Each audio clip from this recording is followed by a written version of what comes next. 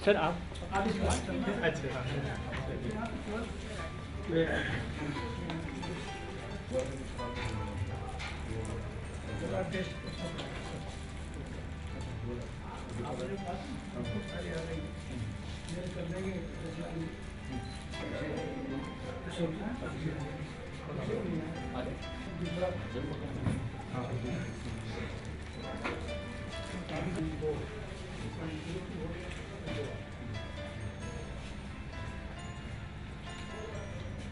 अशोक जी की तारीफ क्या है?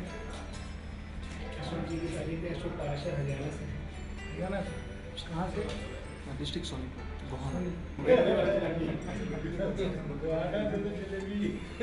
जो फेमस है वो साइज ही अलग, जो जलेबी लेके नहीं आता है पेनल्टी मिलना चाहिए।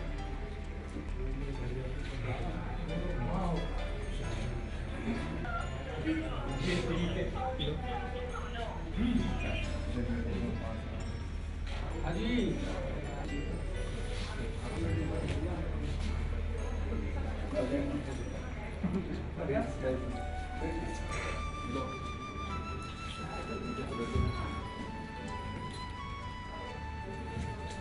जी अभी इस तरफ काम किया जाए थे।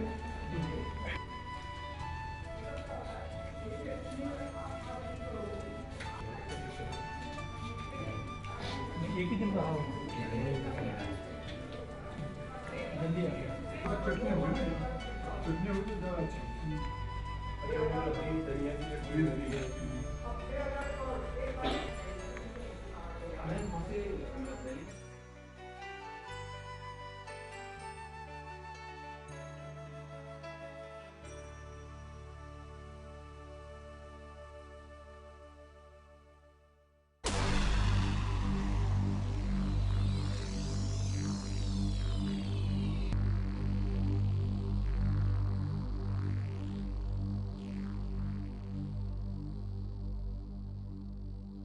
मित्रों, आज ये स्वास्थ्य संध्या में हम सब लोग एकत्रित हुए हैं। मैं और आप सब यहाँ क्यों इकट्ठे हुए हैं, एक सोचने का विषय है। मैं क्यों आया? मैं तो इसलिए आया कि मैंने स्वास्थ्य ले लिया, खोया हुआ स्वास्थ्य प्राप्त कर लिया। मित्रों, आज के युग में स्वास्थ्य का खो जाना और उसको वापस पाना एक बहुत बड़ी टेढ़ी खीर है, जैसे समुद्र में से एक मोती को निकालना। बीमार व्यक्ति एक गोली से शुरू करता है और ऐसा ही वाकया मेरे साथ में रहा और मेरे परिवार के साथ। 2014 मेरे जीवन के अंदर एक टर्निंग पॉइंट रहा। फरवरी 2014 तब मेरी मुलाकात पहली बार डॉक्टर विश्वरूप से हुई और डॉक्टर विश्वरूप से मिलने के बाद मैंने ये समझा कि ठीक होना कितना आसान है। इतना आसान कि आप आज ये सीख करके जाएंगे कि स्वस्थ होना बहुत ही आसान काम है। सिर्फ कुछ अपनी जीवन पद्धति को बदलकर, खाने पीने के लाइफस्टाइल को बदलकर हम कितनी आसानी से ठीक हो जाते हैं। बीमारी की शुरुआत मेरे घर में सन 1971 में हुई।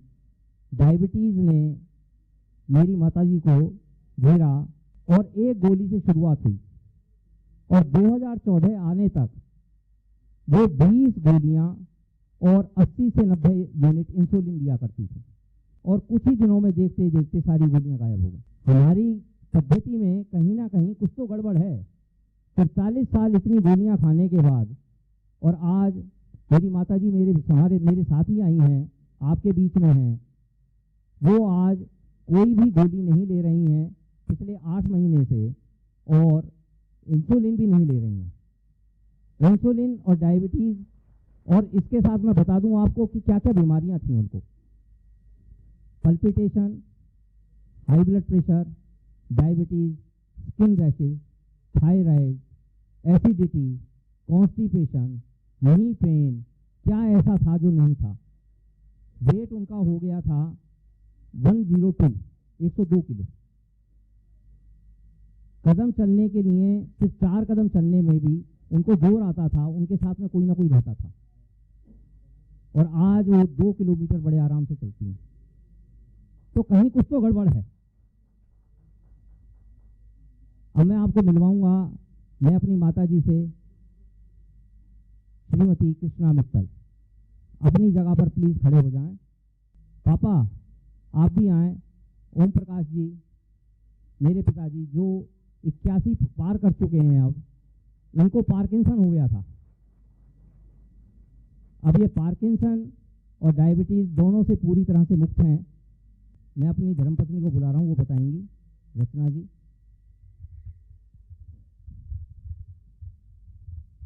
डॉक्टर विश्वरूप ने जो डाइट प्लान हमें बताया, मम्मी ने उसे बहुत स्ट्रिक्टली फॉलो किया और 6 महीने में उनका बहुत सीवियर वेट लॉस हुआ था और अब तो मम्मी बिल्कुल फिट हैं और हमें घर के कामों में भी बहुत मदद करती हैं। जबकि पहले तो इनकी तबीयत बहुत ख़राब रहती थी। She was always on the bed और चलने फिरने के लिए इन्हें वॉकिंग स्टिक की ज़रूरत थी। ये एक कदम भी नहीं चल पाती थी वॉकिंग स्टिक के बगैर। पर डाइट प्लान को फॉलो करके even the most severe disease we can overcome by following the diet plan. I have a very firm belief on that, and I'm myself working and I have guided many people on this, and I'm sure if you listen to Dr. Biswaroop, he's a genius amongst us, and I feel it's a God's calling that I got in contact with Dr. Biswaroop. और ये सारा प्रक्रिया ये सारी तब शुरू हुई थी जब मेरे हस्बैंड कोई बहुत डेंटल सीवियर प्रॉब्लम थी और जब हमने डॉक्टर विश्वरूप को कांटेक्ट करा था, मेरी वर्क प्लेस पे उनकी एक वर्कशॉप हुई थी, तो तब हमने डॉक्टर विश्वरूप को कांटेक्ट करा तो उनसे हमें पता लगा कि सिर्फ डाइट प्लान को फॉलो करके हम किसी भी डिसीज़ को ओवरकम कर सकते हैं। तो हमें उनकी बात पे फेथ हुआ और हमने उसको फॉलो करना शुरू किया और आज हम यहाँ पर हैं। आप आगे उन्हीं से सुनेंगे बाकी बात। Thank you. ठीक होने के बाद सबसे पहला काम क्या किया हमने, और मैं ये मानता हूँ और जानता हूँ आप लोग भी इस मुहिम के हिस्सा बनने वाले हैं। हमने इसी प्रकार के सेमिनार करने शुरू किए और पिछले 2 सालों में एनसीआर में तकरीबन 20 या 22 सेमिनार हमने किए। और एक चीज़ सोच करके मुझे बड़ा खुशी मिलती है, बहुत खुशी मिलती है कि हम कोई जरिया बन पाएं किसी के खुशी में शामिल होने का। मित्रों, आज इसी पद्धति से तकरीबन 10,000 लोग ठीक हो चुके हैं। 10,000 लोग। सिर्फ खान पान बदलने से कौन सा ऐसा रोग है जो ठीक नहीं हो सकता। आज हमारे बीच में बहुत सारे लोग हैं जो हमारे वॉलंटियर हो गए, हमारे साथी हो गए। अभी मुझे जिन्होंने बुलाया, महेश कौशिक जी, वो भी इसी तरीके से थे, आज हमारे साथी हो गए और हमारे हमराहा हो गए। मित्रों, आज हमारे बीच में एक बहुत बड़ी शख्सियत हमारे बीच में है। मैं कार्यक्रम शुरू करने से पहले कि उनका स्वागत किया जाए। सबसे पहले डॉक्टर विश्वरूप को बुलाना चाहूँगा कि डॉक्टर विश्वरूप आए।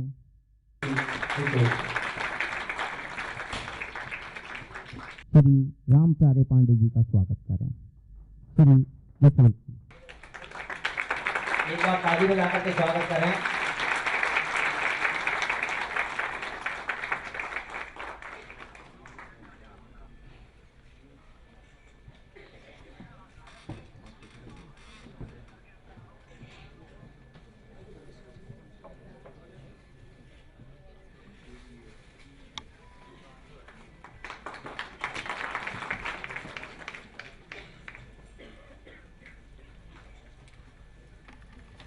अब मैं निवेदन करूंगा सुरेंद्र त्यागी जी से, श्री सुरेंद्र त्यागी जी से, एक और हमारे बीच में बहुत बड़ी हस्ती मौजूद हैं, रिटायर्ड कर्नल साहब यूएन थापर साहब, उनका स्वागत करेंगे सुरेंद्र त्यागी जी।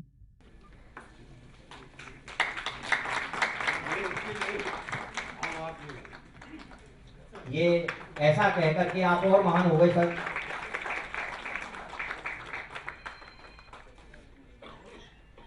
जिन्होंने देश के लिए इतना समय दिया, उसके बाद भी कहते हैं मैं आम आदमी हूं। तो ये इनका बड़पन है। एक बार तालियों से स्वागत करें।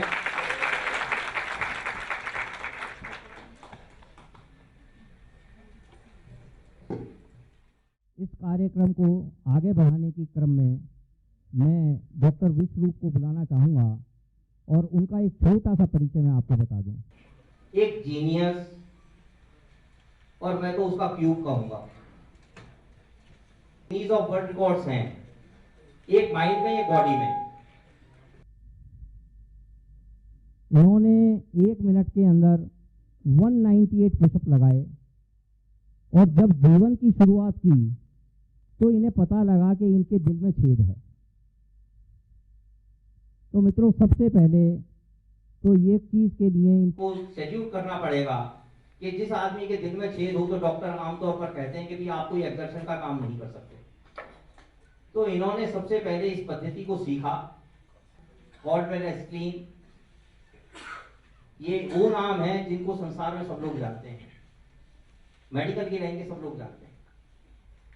उनसे इन्होंने सीखा और अपने आप को ठीक किया, स्वस्थ किया, और स्वस्थ करने के बाद इन्होंने एक वर्ल्ड रिकॉर्ड बनाया 198 पुशअप इन 1 मिनट। और दूसरा Guinness books of world record और है, इनकी मेमोरी बहुत शार्प है, उसके अंदर एक वर्ल्ड रिकॉर्ड बनाया। इसके अलावा 25 किताबें इन्होंने लिखी हैं माइंड और बॉडी पर ही।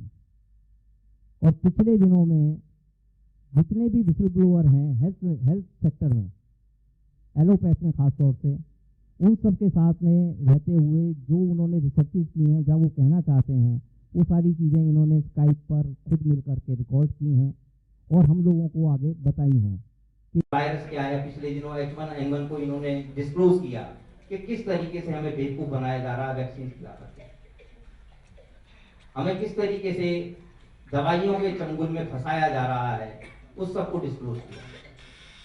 अब मैं बुलाना चाहूंगा doctor Biswaroop Roy Chowdhury, please stage पर आए और अपना शो करें। मित्रों, एक बार जोरदार तालियां बजाएं। हमारे प्रिय रामप्यारे पांडे जी एंड साथियों, अगले 3-4 मिनट में जो बोलने जा रहा हूँ वो मैंने पिछले 4 साल में कभी नहीं बोला। वो ये कि लगभग 10 से ज़्यादा कंट्रीज में मेरे इस तरह के लेक्चर हुए हैं, 100 से ज़्यादा शहरों में हुए हैं, और पिछले 4 सालों में करीब 1000 से ज़्यादा इस तरह के मेडिकल कैंप्स हुए हैं, मेडिकल ट्रेनिंग जो भी आप नाम दें या सेमिनार हुआ। लेकिन आज का ये लेक्चर मेरे लिए बड़ा खास है, बड़ा इम्पोर्टेंट है। मेरे 4 मित्र यहाँ पे, एक अपने हैं योगेश जी, भूषण जी, आपके आशुतोष जी एंड महेश जी। और एक टाइम पे ये हमारे पेशेंट थे, लेकिन अब हमारे नाते में मित्र हैं।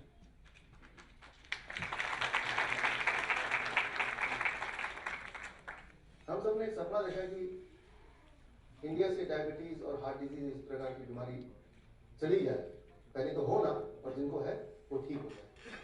लेकिन आज मुझे और हम सबको ये लग रहा है जब हम इंटरनल मीटिंग करते हैं कि ये सपना ज़्यादा दूर नहीं है सच होने के लिए। वो इसलिए क्योंकि आज हमारे बीच रामप्यारे पांडे जी हैं। Sir, thank you for coming. तो आज का टॉपिक है एंड ऑफ हार्ट डिजीज। दुनिया में सबसे ज़्यादा दुखदाई बात है बीमार रहते हुए जिंदा रहने की कोशिश में लगे रहना। Nothing in this world can destroy your happiness more than you are trying to live with an illness, more than you are trying to live with sickness. इंसान एक ऐसा जानवर है जो अक्सर बीमार रहता है। बाकी कोई जानवर ना तो बीमारी में जीता है ना बीमारी में मरता है। जब मरता है तब भी वो हेल्दी रहता है ऑलमोस्ट, या फिर एक्सीडेंटली मर जाता है या कोई और जानवर को खा जाता है, तो that is a different matter. But बीमार पड़ के मरना ये सिर्फ इंसान की किस्मत है, बाकी या बदकिस्मत है। तो बाकी animals they live healthy and they die healthy. आज से करीब 100 साल पहले, नाउ इट इज 2016, 1916 की बात करें, 100 साल पहले इंसान को भी हार्ट की बीमारी नहीं होती थी, डायबिटीज नहीं होता था, कैंसर बड़ा कम होता था। बाय द टाइम ऑफ 1945 धीरे धीरे करते हुए हार्ट की बीमारी इंसानों में फैलती गई। ज़्यादा से ज़्यादा लोग इंसान हार्ट की बीमारी से मरने लगे। जब भी कोई बीमारी दुनिया में आती है तो उसका इलाज ढूंढना चालू हो जाता है। लेकिन जब कोई इलाज आता है, कोई दवा आती है, तो इंसान पे ट्राई करने से पहले किस पे ट्राई करना होता है? जानवर पे। एक ऐसा जानवर चाहिए होता है जिसको वही वाली बीमारी हो जिसकी दवा हमें ट्राई करनी है। तो 1945 में north western university of America, एक बहुत बड़ी यूनिवर्सिटी, अभी से 150 साल पुरानी यूनिवर्सिटी, उन्होंने कुछ ऐसे दवाइयाँ ईजाद की जो हार्ट के पेशेंट के लिए हो सकता है लाभदायक हो, ऐसा सोचा उन्होंने। लेकिन उनको अब इसको टेस्ट करना था, तो they are trying to find element, they were trying to find some animal जिनको हार्ट की बीमारी। पूरा दुनिया उन्होंने ढूंढ मारा, लेकिन एक भी ऐसा जानवर नहीं मिला जिनको हार्ट की बीमारी। फाइनली उन्होंने डिसाइड किया कि कुछ एनिमल्स को हम इकट्ठा करते हैं, खासतौर से इंडिया से इकट्ठे करते हैं। और क्योंकि उस वक्त भी और आज भी जो सबसे ज्यादा हार्ट के पेशेंट है वो इंडिया में आज भी हैं और तब भी थे। तो सोचा कि इंडिया के जानवरों को हार्ट की बीमारी दिलवाना थोड़ा आसान होगा शायद। तो इंडिया से 15 बंदर इंपोर्ट किए गए, बाकी और देशों से भी कुछ बंदर इकट्ठे किए गए और उनको उसी लाइफस्टाइल में रखा गया जिस लाइफस्टाइल में हमारा आज रहते हैं। उनको पाव भाजी खिलाया गया, नूडल्स खिलाया गया, चाय कॉफ़ी दिया गया या ब्रेड ऑमलेट वगैरह दिया गया। और ऐसा किया गया 12 साल तक, इस उम्मीद से कि कुछ किसी न किसी जानवर को इनमें से हार्ट की बीमारी होगी और तब ये दवा देकर उसको ठीक करने की कोशिश करेंगे। तो ऐसा करते करते 1957 आ गया, लेकिन एक भी एनिमल बीमार नहीं पड़ा। साइंटिस्ट लोग इतने दुखी हो गए कि उन्होंने जानवरों को दुखी करना शुरू कर दिया, उनको डराना शुरू कर दिया, भगाना शुरू कर दिया, रात को जगाना शुरू कर दिया। और करते करते अगले 1-1.5 साल के अंदर 1 फीमेल इंडियन मंकी, एक बंदर को हार्ट अटैक आ गया। साइंटिस्ट को बड़ी खुशी हुई, चलो कम से कम एक बंदर को हार्ट अटैक तो दिलवाया। लेकिन यहां मैं ये बोलना चाह रहा हूं, जानवरों को हार्ट अटैक होना नियर इम्पॉसिबल है और इंसान की बात करें तो हर तीसरा डेथ का कारण हार्ट डिजीज है। और इंसान में भी अगर हम इंडियंस की बात करें तो और ज़्यादा। इस वक्त पूरे दुनिया में अगर 100 लोग हार्ट की बीमारी से किसी एक दिन मरते हैं तो उसमें से 60% are Indians and 40% from rest of the world, right. इस वक्त भारत के WHO के जो आंकड़े हैं, about 8 crore people are diabetic patient. एक तो डायबिटीज़ दुनिया में बहुत फैल रहा है, ऊपर से सबसे ज़्यादा तादाद जो है वो भारत में है डायबिटीज़ की, हार्ट डिजीज़ की। और इंसिडेंटली आप गौर करेंगे उन्हीं शहरों में ज़्यादा हार्ट के पेशेंट मिलेंगे आपको जहाँ ज़्यादा सुपर स्पेशलिटी हॉस्पिटल्स, ज़्यादा अस्पताल हैं वहीं पे। जहाँ अस्पताल नहीं है वहाँ हार्ट की बीमारी भी नहीं है, बहुत कम है। फॉर एग्जाम्पल 2013 का रिपोर्ट इकोनॉमिक टाइम्स 3 अगस्त का, कि इंडिया में एक स्टेट है Kerala, that is a state जहाँ पे सबसे ज़्यादा हेल्दी लोग रहते हैं, लेकिन वहाँ पे इंसिडेंटली जो डॉक्टर पेशेंट का रेशियो है, हर 10,000 इंसान में 2 डॉक्टर, लोएस्ट है, सबसे कम। डॉक्टर पीपल रेशियो सबसे हाईएस्ट है हरियाणा में, हर 10,000 लोग में 22.4 डॉक्टर। लेकिन आपको ताज्जुब नहीं होगा, इंडिया का सबसे बीमार स्टेट कौन सा है? हरियाणा, जहाँ मेरा घर है अभी, राइट। सो कहीं ऐसा तो नहीं कि जो बीमारी का एक मेजर कारण वो डॉक्टर या वो हॉस्पिटल तो नहीं। लेकिन ऐसे ही हम नहीं बोल सकते, किसी भी इल्ज़ाम नहीं लगा सकते। तो मैंने पिछले कुछ रिकॉर्ड देखे, करंट भी और पुराने भी। तो एक इंटरेस्टिंग रिकॉर्ड आपके सामने रखता हूँ। हार्ट की बात हम कर रहे हैं, तो हर साल जो हार्ट के डॉक्टर होते हैं, सीनियर डॉक्टर, कार्डियोलॉजिस्ट और कार्डियक सर्जन, वो इकट्ठे होते हैं मार्च के महीने में 3 दिन के लिए, पूरे वर्ल्ड से US में जाते हैं। 3 डेज कन्वेंशन, यानी कि 3 दिन के लिए हॉस्पिटल के हार्ट के डॉक्टर गायब। और ऐसा हर साल होता है, करीब 25-30 हज़ार डॉक्टर इकट्ठे होते हैं, 3 दिन के लिए गायब होते हैं। और ऐसा पिछले 15 साल से चल रहा है। तो एक बार किसी के दिमाग में आया कि 3 दिन तक अगर डॉक्टर गायब रहे हॉस्पिटल से, वो भी हार्ट के डॉक्टर, तो हार्ट में इमरजेंसी सबसे ज़्यादा होती है, हार्ट अटैक होता है, ब्रेन स्ट्रोक होता है, तो उन 3 दिन में पेशेंट की क्या हाल हो रही होगी। तो फिर आंकड़े निकाले गए 2002 से लेकर 2011 तक के, और ये देखा गया कि जिस दौरान डॉक्टर गायब रहते वो 3 दिन जो मृत्यु दर है वो 8% घट जाता है, 8%, राइट। तो अगर आपके घर के आसपास कोई हॉस्पिटल ना हो तो घबराने की बात नहीं है, आप खुशकिस्मत हैं कि आपके घर के आसपास हॉस्पिटल नहीं है, right. So this came in journal of American medical association, पिछले साल का रिकॉर्ड है, आज से 11 महीने पहले का, वेरी ऑथेंटिक। बल्कि मैंने देखा कि जब जब डॉक्टर हड़ताल कर देते हैं वहाँ की मृत्यु दर हमेशा कम हो जाती है। According to Oxford journal, according to British medical journal, कहीं भी दुनिया में देखा गया कि जब डॉक्टरों ने हड़ताल कर दिया, मृत्यु दर अपने आप कम हो गई, हेल्थ अपने आप लोगों की इंप्रूव हो गई। तो क्यों, उस पर आ रहे हैं। एक सवाल ये आता है कि ऐसा क्यों होता है। इज इट ए कोइंसिडेंस या there is some specific reason?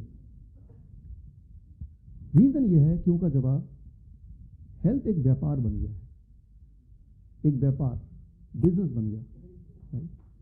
Thank you. और कोई भी व्यापार चलता रह सकता है जब तक कि उसका कस्टमर परमानेंट हो। अगर टाइम्स ऑफ इंडिया आप एक दिन पढ़ लेंगे, बोलेंगे कि अगले 100 साल का हो गया मेरा काम, तो टाइम्स ऑफ इंडिया बंद हो जाएगा। Every day you need to read. Similarly अगर आप किसी का कस्टमर लगातार बनते रहेंगे तभी वो बिजनेस चल सकता है। ऐसा कोई बिजनेस नहीं हो सकता जिसमें एक वन टाइम कस्टमर वाला कोई बिजनेस नहीं चल सकता। तो ये फुल फ्लेजेडली बिजनेस बन चुका है। इसकी शुरुआत कब हुई थी? 1895 से इसकी शुरुआत हुई थी। डॉक्टर जोसेफ लिस्टर एक बहुत बड़े सर्जन थे और साथ ही में उनका एक और काम था, साइड बिजनेस, फ्लोर क्लीनिंग का। फ्लोर क्लीनर का फैक्ट्री था उनके पास। ऐसा लिक्विड बनाते थे जिससे ज़मीन साफ होता था और वो धंधा थोड़ा कम होता जा रहा था, उसमें मुनाफा नहीं हो रहा था।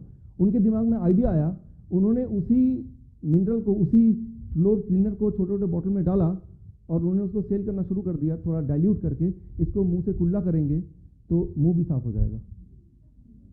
लेकिन लोगों ने ज़्यादा ध्यान नहीं दिया उस पर, डॉक्टर जोसेफ लिस्टर के इस नए आविष्कार पर, और उनका बिका नहीं माल। फिर उनके दिमाग में एक आइडिया आया कि मुंह की बदबू दूर हो जाएगी अगर आप यूज़ करेंगे तो। लेकिन मुंह की बदबू कोई बीमारी नहीं है, पीपल वर नॉट सीरियस। फिर उन्होंने मुंह की बदबू का एक नाम दिया, हिलिटॉसिस। और कोई भी पेशेंट आए बोलेगा आपको तो हिलिटॉसिस है, आपको तो ये लेना पड़ेगा। और जैसे ही पेशेंट सुनता हिलिटॉसिस, वो एकदम घबरा जाता और बताओ क्या लेना ताकि मेरा हिलिटॉसिस ठीक हो जाए।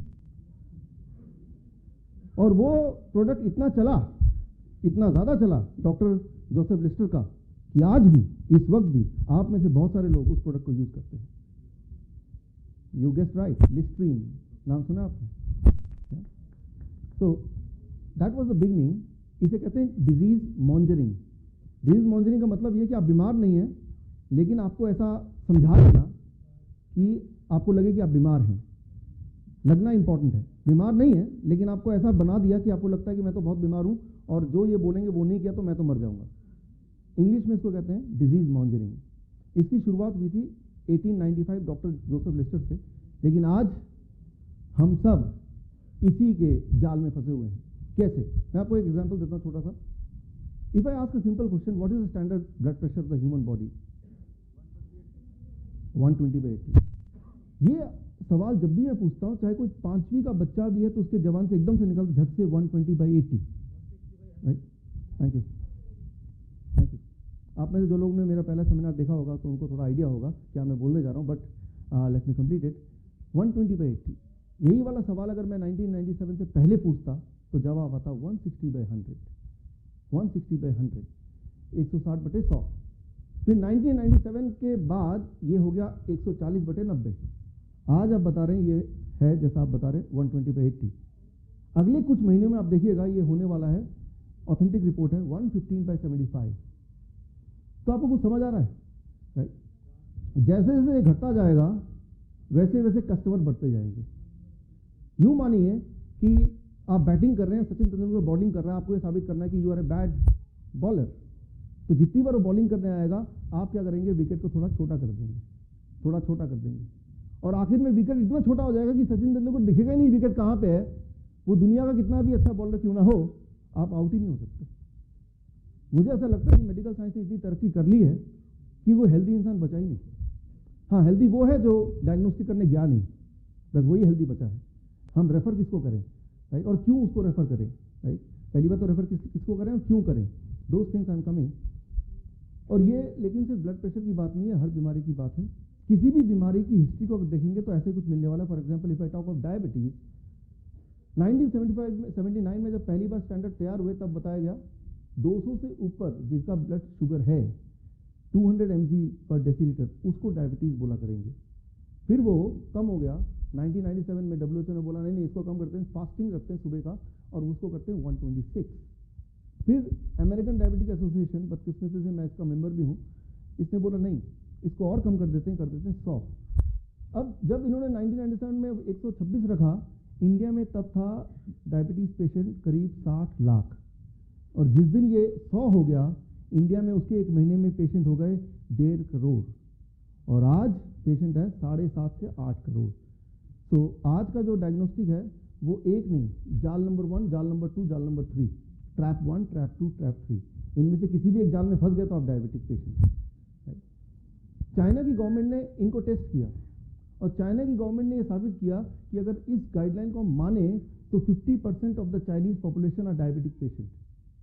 दिस मीन्स अगर हम यहाँ पे 400 लोग हैं, अगर हम डायग्नोस्टिक कराएं इस गाइडलाइन को लेके तो आधे लोग इस डायबिटीज के रेंज में आ जाएंगे, यानी कि आधे लोगों को अभी से दवा शुरू करनी चाहिए, नहीं तो बहुत सारा बॉडी में खराब कुछ हो सकता है, मर सकते हैं हम या सड़ गल सकते हैं, कुछ भी हो सकता है। Again the question come which is the correct one, I will come to that, but पहले हिस्ट्री पे जाते हैं क्योंकि हिस्ट्री पे जाएंगे तो हमें बॉडी की केमिस्ट्री समझ आएगी, हमें एग्जैक्टली आज घर जाके करना क्या है। जो लोग आप में से डायबिटिक पेशेंट है, आज घर जाके एग्जैक्टली क्या करना है वो तभी समझ आएगा when you have some background of the how it came. अगर हम कोलेस्ट्रॉल की बात करें, 1980 तक था वो 300 से ऊपर टोटल कोलेस्ट्रॉल हो तो वो कोलेस्ट्रॉल की दवा उसको देनी चाहिए, वो हाई कोलेस्ट्रॉल माना जाएगा। फिर वो 240 हो गया, फिर वो 200 हो गया अभी रिसेंटली, और अभी एग्जैक्ट इस वक्त का जो गाइडलाइन है वो ये है, किसी की उम्र अगर 35 साल से ज़्यादा हो और वो आपके कैबिन में आ जाए, डॉक्टर के कैबिन में आ जाए, तो कोई टेस्ट करने की जरूरत नहीं, सीधा उसको कोलेस्ट्रॉल का जो लोएस्ट डोज है वो देना शुरू कर दो, right. So that is what, right? So now the same thing is for thyroid stimulating hormone. 2003 से पहले वो 0.1 से लेकर 6 के बीच में था हेल्दी रेंज, अब वो और स्क्वीज हो गया, छोटा हो गया। यूँ मानिए कि स्कूल में पासिंग परसेंटेज होता है 35%, 40% से ऊपर मार्क्स आए तो पास है। प्रिंसिपल को सपना है, उसने चेंज कर दिया, कल से जिसके 80% से ज़्यादा मार्क्स होंगे वही पास होगा। रिजल्ट क्या आएगा? ज़्यादा से ज़्यादा बच्चे फेल हो रहे हैं। लगे यार बच्चे आजकल क्यों फेल हो रहे हैं, इतने ज़्यादा फेल हो रहे हैं? बच्चों की इंटेलेक्ट वहीं की वहीं है। The guideline has changed, the rule has changed.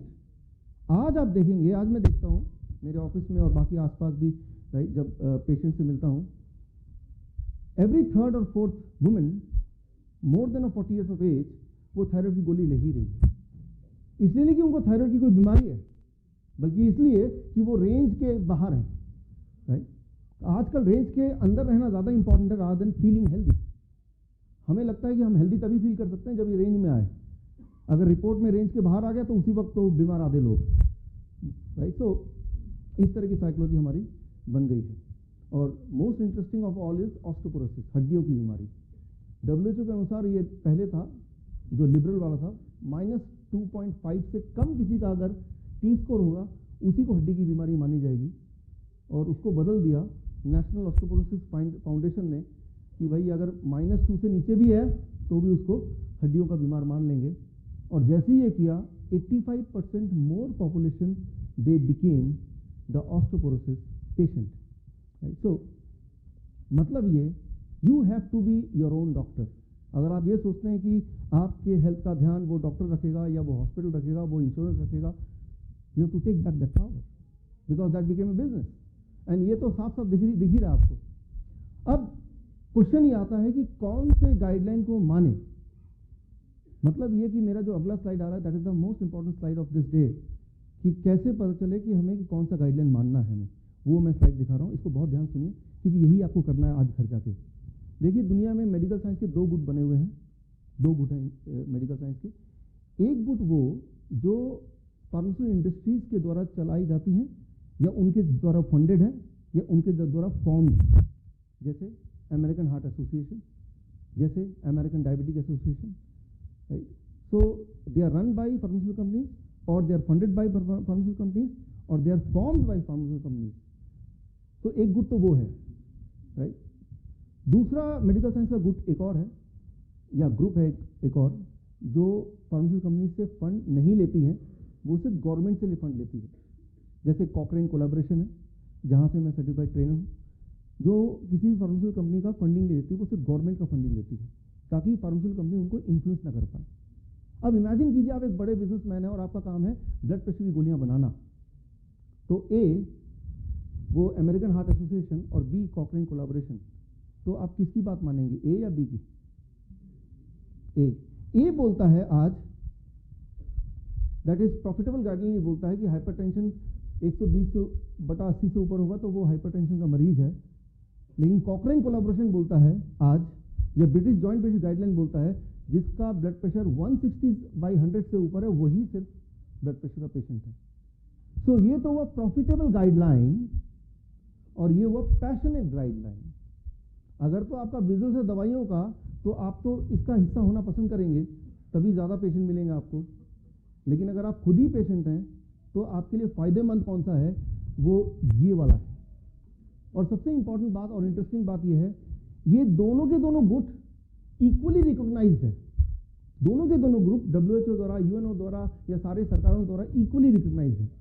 ना तो इसको कोई डिनाई कर सकता है, ना ही इसको कोई डिनाई कर सकता है, जबकि दोनों में ज़मीन आसमान का फर्क है उनके गाइडलाइंस में, राइट। तो ये निर्णय सिर्फ आप ही को लेना है, what guideline I must follow, right. तो क्योंकि वो डॉक्टर जो गाइडलाइन फॉलो करते हैं वो सिर्फ वो जो हॉस्पिटल को बोलता है, दैट इज ऑल। वो गाइडलाइन कहाँ से आते हैं, उसकी हिस्ट्री क्या है, उसमें उनकी कोई कमांड या कोई पढ़ाई नहीं है। तो लेकिन ये इतने सारे आंकड़े हैं, कहीं आप कंफ्यूज ना करें, घर जाते जाते भूल ना जाएं, इसीलिए आपके लिए मैंने ये गाइडलाइन का ये कार्ड बना दिया, मेडिकल गाइडलाइन 2016। तो इस सेमिनार के बाद जब आप जाएंगे बाहर तो आप फीडबैक फॉर्म भर के जब उसको सबमिट करेंगे, बदले में आपको ये दे देंगे। तो इसमें एक है रेड गाइडलाइन जो है प्रॉफिटेबल गाइडलाइन, ये उनके लिए जिनकी दवाइयों की कंपनी अगर आप में से किसी की है या केमिस्ट का शॉप है, राइट है। और दूसरा है ग्रीन गाइडलाइन, ये उनके लिए जो खुद पेशेंट हैं, राइट। तो दोनों का प्रोविजन मैंने कर दिया है।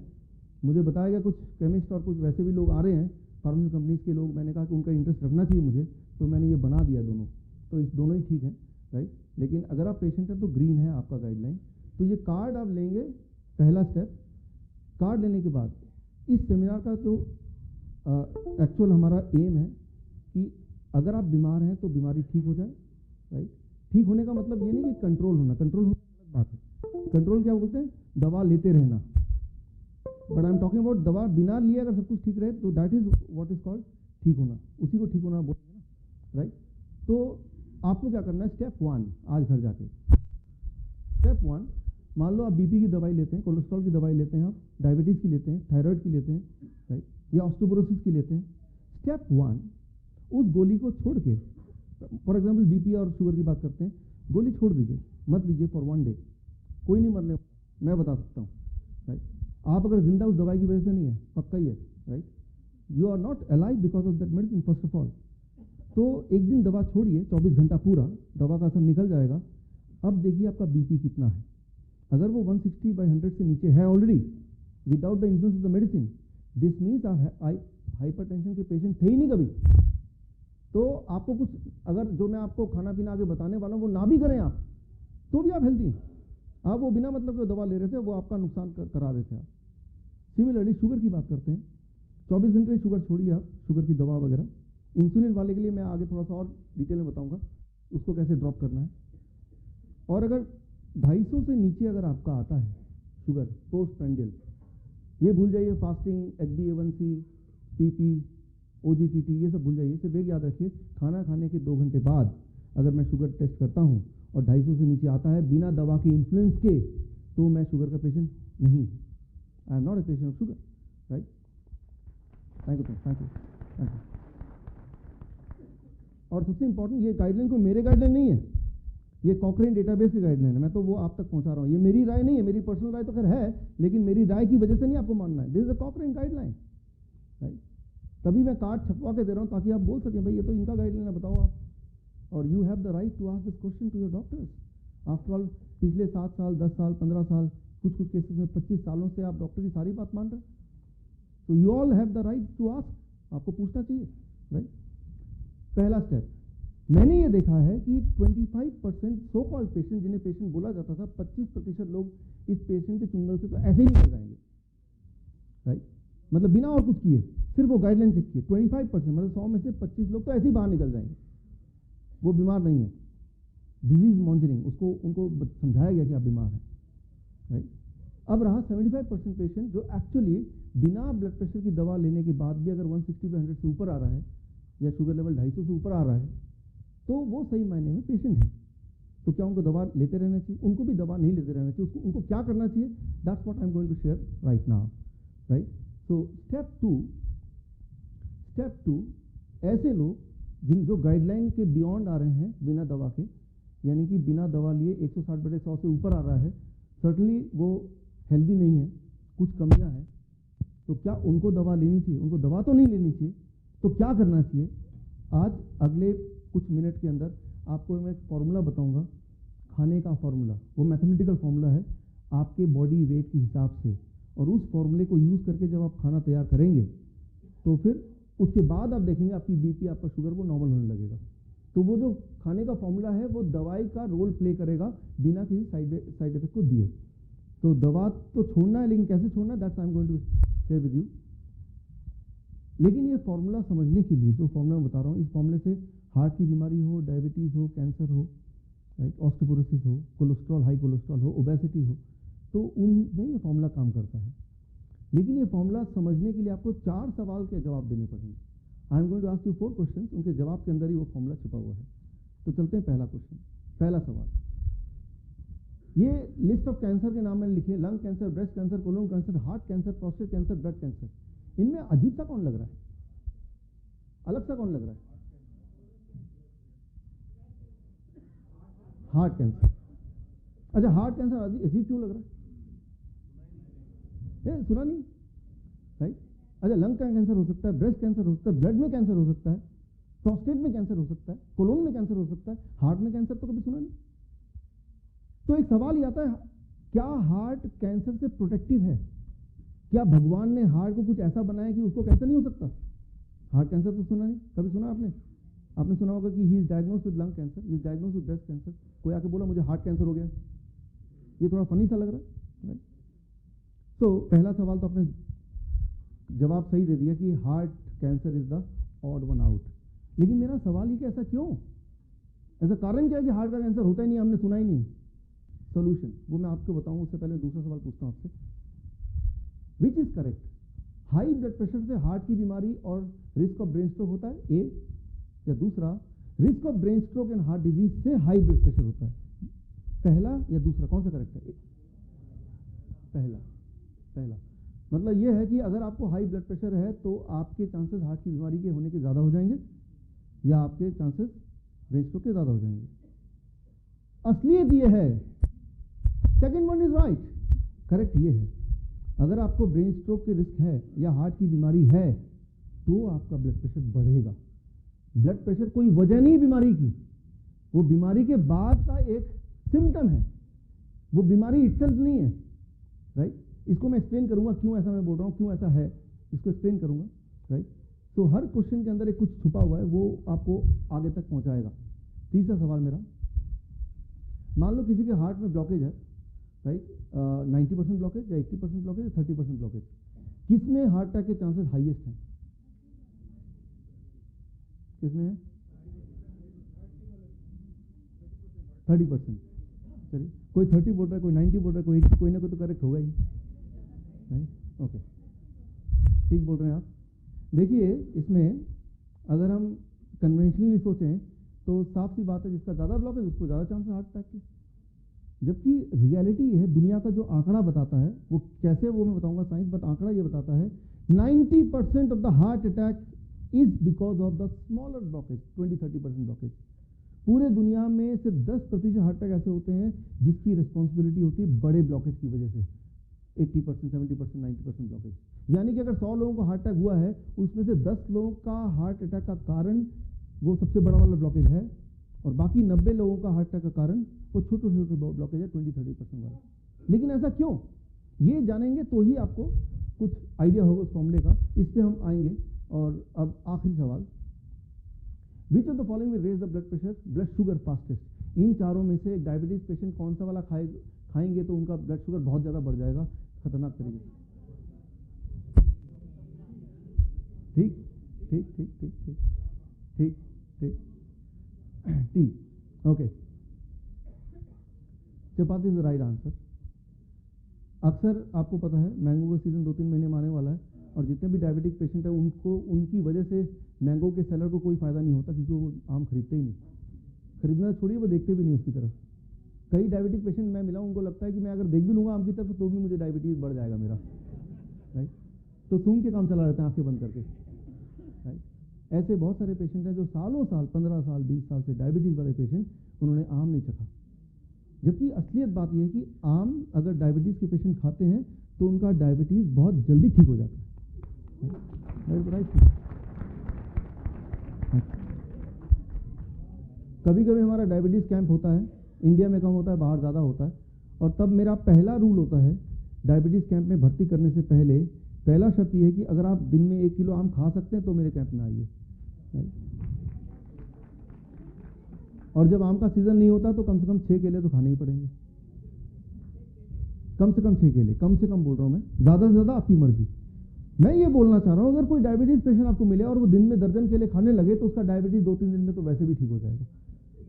ट्राई टू अंडरस्टैंड, जो हम सब ठीक होना चाहते हैं लेकिन हमारी जो एजुकेशन है कि क्या करने से ठीक होगा वो बिल्कुल विपरीत है, तो रिजल्ट भी विपरीत ही आ रहा है।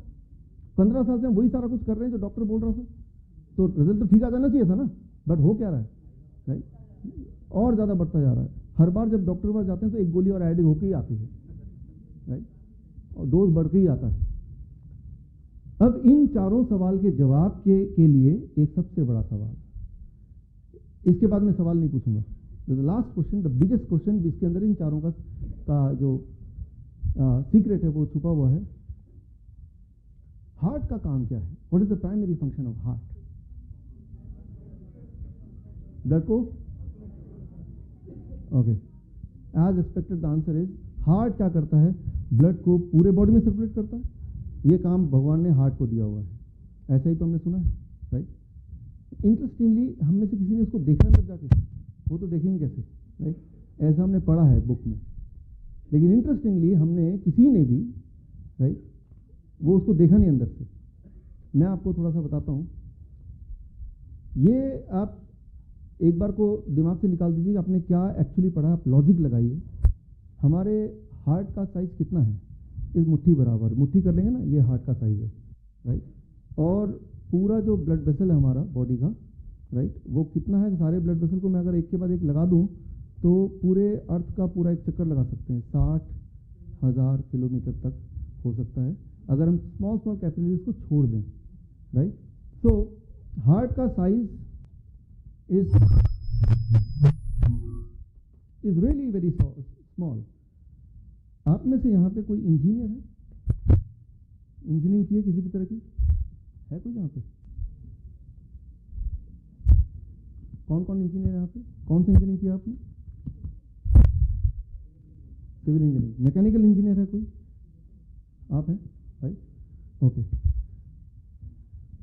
मैकेनिकल इंजीनियर से अगर पूछेंगे कि अगर छोटा सा मशीन हो जो इसका साइज इतना सा हो और उसमें इतनी ताकत हो कि वो पूरे वर्ल्ड का चक्कर लगा दे लिक्विड को, तो इंजीनियर के हिसाब से पॉसिबल नहीं है। आप अगर हार्ट को देखना चाहते हैं अंदर से, तो जो हार्ट है दैट इज दिस, ये है हार्ट, राइट। ये पिग का हार्ट है, बिल्कुल फ्रेश, राइट। और यही साइज इंसान का हार्ट है। इंसान के हार्ट को पिग के हार्ट से कंपेयर क्यों किया जाता है?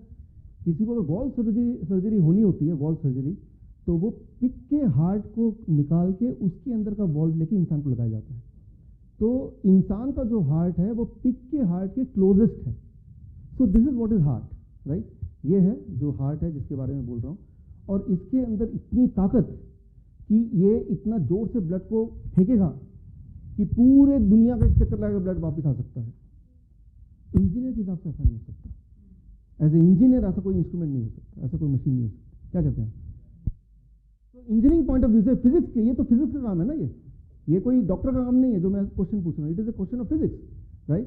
सो एज ए इंजीनियर और फिजिक्स का के थ्रू अगर जवाब देने की कोशिश करें तो आपको जवाब यही मिलेगा कि ये प्रैक्टिकली पॉसिबल नहीं है, राइट। लेकिन चक्कर ये है कि जिसने इंजीनियरिंग पढ़ी है, जैसे आपने पढ़ी है, तो आपने मेडिसिन नहीं पढ़ा, मेडिकल की कोई ज्ञान नहीं है आपको। जिसने मेडिसिन पढ़ी है उसको न्यूट्रिशन का ज्ञान नहीं है। मेडिकल कॉलेज में 7 साल पढ़ने के बाद जो न्यूट्रिशन पढ़ाया जाता है वो सिर्फ 7 घंटे, तो ऑलमोस्ट 0। और जिसने न्यूट्रिशन पढ़ा हुआ है, फूड कैसे काम करता है बॉडी में, उसने फिर मेडिकल गाइडलाइन कैसे वो नहीं पढ़ा। आपने एग्जाम्पल बचपन में सुना है कि 7 अंधे थे, उनको बोला ये क्या है, कोई बोल रहा है ये कोई सांप है, कोई बोल रहा है ये रस्सी है, कोई बोल रहा है वृक्ष की तना है, याद आ रहा है? लेकिन एक्चुअली वो क्या था? हाथी था। तो किसी एक पार्ट को देख के अगर हम सोचें कि पूरा जानवर हम समझ लें तो वो प्रैक्टिकली पॉसिबल नहीं है, और एक पार्ट को देख के हम जो समझेंगे वो टोटली डिफरेंट होगा देन द रियलिटी। तो हमारा जो मेडिकल सिस्टम है या एजुकेशन सिस्टम है उसमें हम एक पार्ट को पढ़ते हैं, राइट। मेरी जो बेसिक पढ़ाई है वो इंजीनियरिंग में है, प्रोडक्शन इंजीनियरिंग मैंने किया है, लेकिन मैंने मास्टर्स किया है that is diabetes education, international diabetes federation से, जो दुनिया की सबसे बड़ी बॉडी है डायबिटीज़ में। मैंने एडवांस ट्रेनिंग लिया है life cardiovascular support and emergency medicine में, अमेरिकन हार्ट एसोसिएशन जिसके बारे में मैंने आपको बताया थोड़ी देर पहले, राइट। और न्यूट्रिशन की पढ़ाई मैंने की है कॉर्नेल यूनिवर्सिटी यूएसए से, टी कोलिन कैम्पबेल, जिनके बारे में अभी मित्तल साहब बता रहे थे, राइट। और मैंने डॉक्टरेट किया है public health from Vietnam, right. इसके अलावा गाइडलाइंस कैसे काम करते हैं उसकी पढ़ाई की पिनांग मेडिकल कॉलेज मलेशिया से। सो अगर ये सारे हिस्सों को, इंजीनियरिंग को, मेडिकल को, न्यूट्रिशन को, गाइडलाइन को मिला दें तो वो जानवर क्या है वो आपको तब क्लियरली दिखाई देगा, राइट। लेकिन ऐसा हम कम करते हैं, ऐसा नहीं करते, तो हम सिर्फ एक पार्ट को देखते हैं। और मैं आपको बता दूं, एक पार्ट को देख के असली तस्वीर आपको समझ नहीं आ सकती। तो पहली बात मैं आपको ये बताना चाह रहा हूँ कि हार्ट ऐसा इंस्ट्रूमेंट नहीं है कि वो 1 लाख तक दूरी तक वो ब्लड को सर्कुलेट करे। तो जो हमने पढ़ाई की है, राइट, कि हार्ट का काम है ब्लड को सर्कुलेट करना, that is wrong, that is wrong. Physics के हिसाब से नहीं हो सकता। कोई बुकिश बोलेगा, लेकिन फिजिक्स के हिसाब say that is not possible, हो ही नहीं सकता, राइट। तो फिर क्वेश्चन क्या आता है? एक क्वेश्चन आएगा दिमाग में, क्या क्वेश्चन आएगा? एक तो हार्ट क्या करता है, फिर सर्कुलेशन कैसे होती है? अगर हार्ट नहीं करता तो करता कौन है फिर? और हार्ट क्या कर रहा है फिर? 2 सवाल आते हैं। हार्ट क्या करता है पहले वो बात करते हैं। अच्छा, इसके बाद मैं आपको सवाल जवाब का समय दूंगा। आपको सारी बातें मेरी एज इट इज माननी नहीं है, आपको आर्गूमेंट करना, मुझसे बहस करनी है, राइट। सवाल पूछने हैं हजारों, और जब कन्विंस हो जाए तभी आप बोलना हाँ भाई ठीक है। वो आपको बाद में आप सवाल कहीं लिख सकते हैं, जो भी सवाल हो आपके। हार्ट का काम है ब्लड को हार्ट से बाहर पंप करना, सिर्फ बाहर तक फेंकना, बाहर तक पहुंचा देना। लेकिन उसके बाद आगे जो सिस्टम में सर्कुलेट होता है वो वाला काम हार्ट को नहीं दिया भगवान ने। वो काम भगवान ने दिया है cardiovascular system of the body. अब कार्डियोवैस्कुलर सिस्टम में क्या आता है? सारे ब्लड वेसल्स टुगेदर आते हैं। ये बात मेडिकल साइंस को नहीं पता चली 1998 तक। 1998 तक मेडिकल साइंस ये सोचता रहा कि हार्ट का काम है पूरे सर्कुलेशन में ब्लड को पहुंचाना। लेकिन 1998 में एक डिस्कवरी हुई, उनको नोबेल प्राइज मिला, Nobel prize for science, medical science. Nobel prize का मतलब अनडिस्प्यूटेड, मतलब उसको एक्सेप्ट कर लिया मेडिकल जगत ने। और तब ये देखा गया कि जब ब्लड सर्कुलेट होता है तो ये है inside layer of the blood vessel. यहाँ पे वो ये मान लो कोई ब्लड वेसल है, वैसे आपका ब्लड वेसल इतना मोटा नहीं होता, हाथी का होता होगा, राइट, या गाय का होता होगा, हाथी का इससे ज़्यादा चौड़ा होगा। हमारा होता है जो सबसे बड़ा है यहाँ के आर्टरी, वो है आपके पेन का जो डायमीटर है नॉर्मल पेन का, that is what is the biggest one. The smallest one होता है तो पेन का जो टिप है उससे भी छोटा, right, that is the diameter biggest and smallest of the human blood vessel. लेकिन एग्जाम्पल के तौर पे मैं इसको ले रहा हूँ, मान लीजिए ब्लड वेसल है, तो इसकी जो अंदर की लेयर है जहाँ से ब्लड पास होता है, वो जो वॉल है जिसको टच करते हुए ब्लड पास होता है, वो वॉल का काम, उसे कहते हैं इंडोथेलियम, दैट इज कॉल्ड इंडोथेलियम। इस वॉल का काम है ब्लड को आगे पुश करना। वो वॉल कर रहा है, वो हार्ट नहीं कर रहा है, वो वॉल्व कर रहा है, ये वॉल कर रहा है, इनर वॉल, इसे कहते हैं इंडोथेलियम। भगवान ने इंडोथेलियम को ये काम दिया है कि आपको ब्लड थोड़ा आगे पहुंचाना है, फिर यहाँ वाला इंडोथेलियम वॉल इसको आगे पुश करेगा। कैसे वो पुश करता है? By producing a particular chemical, इसका नाम है नाइट्रिक ऑक्साइड, NO। ये बात 1998 से पहले नहीं पता थी। So nitric oxide is responsible for the circulation of the blood through endothelium layer inside layer of the blood vessel. So इसका मतलब है आपका एंडोथेलियम लेयर का इंपॉर्टेंट रोल है आपके हेल्थ के अच्छे या खराब होने में। आपकी हेल्थ जो है आपके एंडोथेलियम की हेल्थ लेयर की हेल्थ के बराबर है। अगर आपका एंडोथेलियम लेयर हेल्दी है तो आप हेल्दी हैं। अगर आप हाँफते हैं तो वो हार्ट कमज़ोर है ऐसा नहीं, हार्ट कमज़ोर होगा लेकिन आपका एंडोथेलियम लेयर में गड़बड़ होगी, क्योंकि हार्ट सिर्फ हार्ट तक ही सीमित नहीं रहा, that becomes a complete cardiovascular system of the body, right. अब क्या है, कुछ लोगों में, in some people, endothelium layer nitric oxide produce नहीं कर पा रही है। क्यों नहीं कर पा रही है? क्योंकि इनसाइड लेयर जो है उनकी स्टिकी हो चुकी है। स्टिकी क्यों है ये मैं आगे बताऊंगा। चिपचिपा, तो चिपचिपा होने से क्या होगा कि जब कोलेस्ट्रॉल इसमें ट्रेवल करेगा, फैट ट्रेवल करेगा, कैल्शियम ट्रेवल करेगा, कार्बोहाइड्रेट ट्रेवल करेगा, तो क्या होगा, चिपचिपा है तो चिपक जाएगा। वो चिपकेगा तो एक तो वो नाइट्रिक ऑक्साइड प्रोड्यूस नहीं कर पाएगी, राइट। लेकिन चिपकेगा तो क्या होगा, धीरे धीरे यहाँ पे व्हाट विल हैपन, इस तरह के ब्लॉकेज बन जाएंगे ऐसे। अब गौर से समझिए इसको, जब ये ब्लॉकेज बन जाएगा तो ये यहाँ पे डायमीटर कम हो गया कि ज़्यादा हो गया, कम हो गया ना। अब मान लो मैं डायमीटर को घटाता हूँ तो प्रेशर बढ़ेगा कि घटेगा, बढ़ेगा ना। जितना डायमीटर घटेगा उतना प्रेशर बढ़ रहा है, ब्लड प्रेशर। तो ब्लड प्रेशर कब बढ़ रहा है, जब हार्ट डिजीज के जिसको है उसकी ब्लड प्रेशर बढ़ेगी एज ए रिजल्ट। अब अगर ब्लड प्रेशर को हम दवा से घटा लें तो क्या ये ब्लॉकेज खत्म हो गया? अरे गेटिंग द पॉइंट, क्या किस तरह से होता है काम, राइट। तो स्टेप 1 ब्लॉकेज बनता है जिससे डायमीटर कम हो जाता है। जब डायमीटर कम होगा तो जाहिर सी बात है ब्लड प्रेशर बढ़ा, right. So that is called high blood pressure. तो high blood pressure is a result of heart disease. Heart disease सिर्फ हार्ट तक लिंक नहीं है, आप पूरे बॉडी के ब्लड वेसल को हार्ट बोल रहे हैं आप, कार्डियोवैस्कुलर डिजीज, राइट। तो अब अगर आपने दवा ले लिया और ब्लड प्रेशर को नॉर्मल कर दिया तो क्या आपका रिस्क हार्ट डिजीज का कम हो गया? कहीं से नहीं हुआ, right.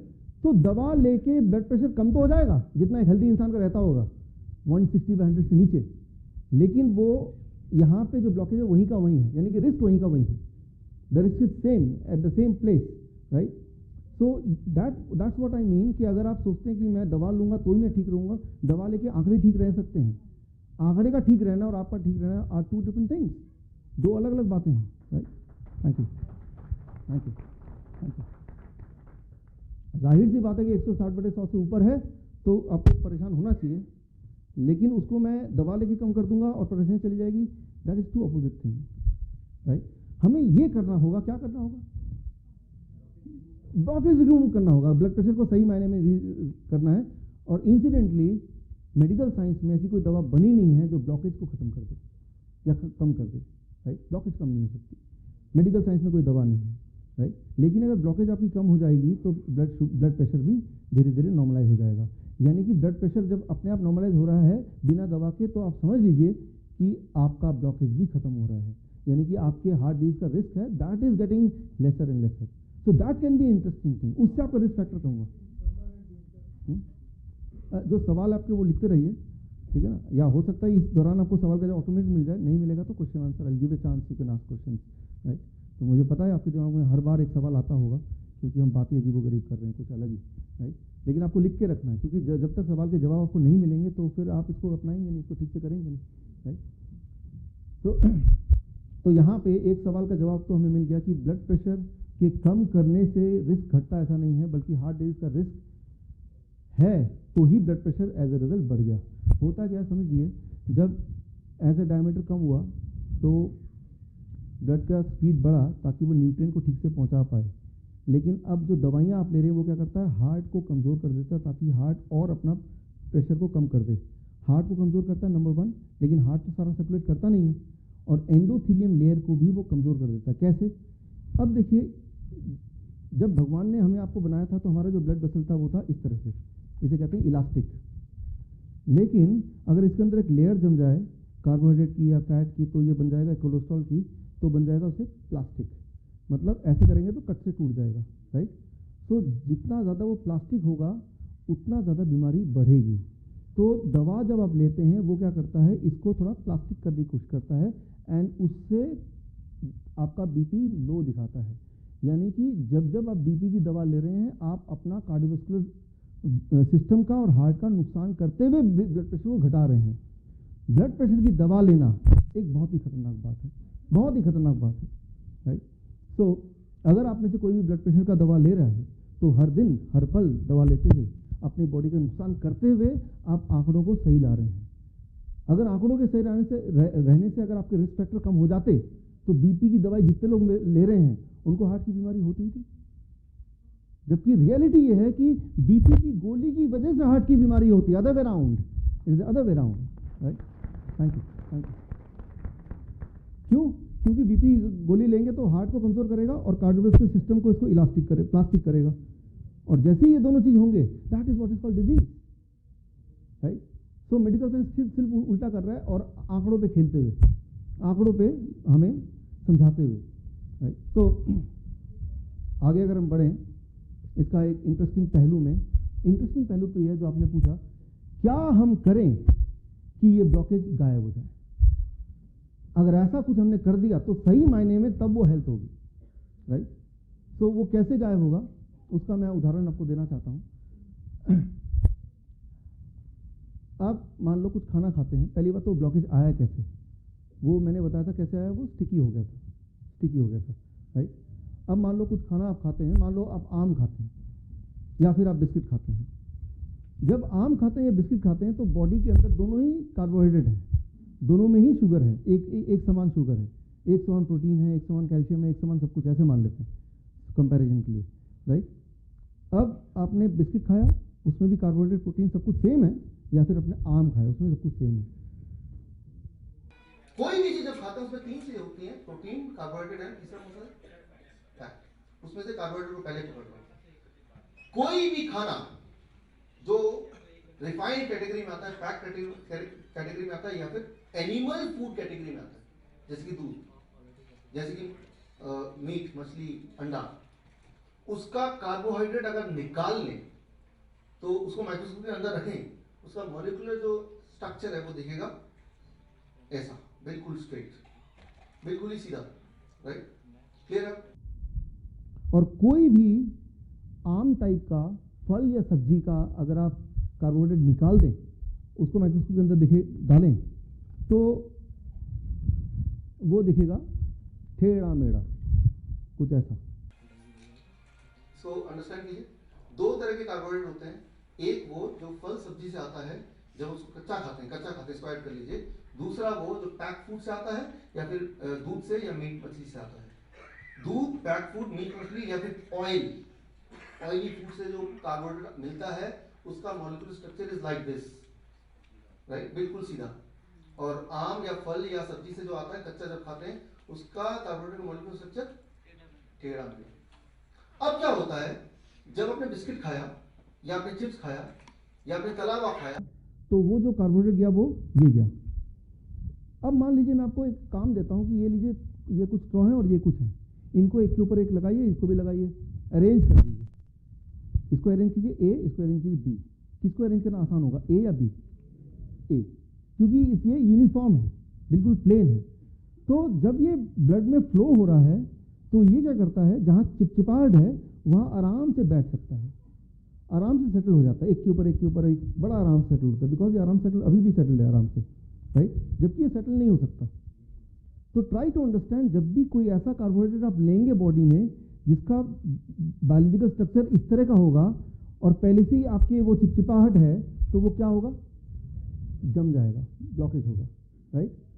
On the other hand उल्टा, जब आप कोई ऐसा कार्बोहाइड्रेट लेंगे जिसका स्ट्रक्चर ठीक उसका उल्टा होगा, इस तरह का टेढ़ा मेढ़ा, तो वो जमेगा तो नहीं, लेकिन वो क्या करेगा, जब वो क्रॉस कर रहा होगा तो जितने सारे वो ब्लॉकेजेस हैं उसको खुरपी की तरह काटता हुआ आगे ले जाएगा। Getting the point? उससे क्या होगा, ब्लॉकेज रिमूव हो जाएगा। या थैंक यू। इसीलिए डॉक्टर बोलते हैं देखो भाई, आम मत खा लेना और केला तो बिल्कुल मत खाना। उनको डर है कि कहीं खा लिया और अब ठीक हो गए, फिर दोबारा तो आएंगे नहीं, ब्लॉकेज तो चला गया, राइट। तो मुझे तो ऐसे ही लगता है, राइट। तो अब हम एक इंटरेस्टिंग पहलू में बढ़ते हैं। तो अब आपको जवाब मिल गया जो मैंने क्वेश्चन नंबर 3 पूछा था आपसे, कि मैंगो शुगर के पेशेंट के लिए अच्छा होता है कि बुरा होता है। आंसर इज अच्छा होता है, राइट। वो कभी भी आपकी शुगर को नहीं बढ़ाएगा, right.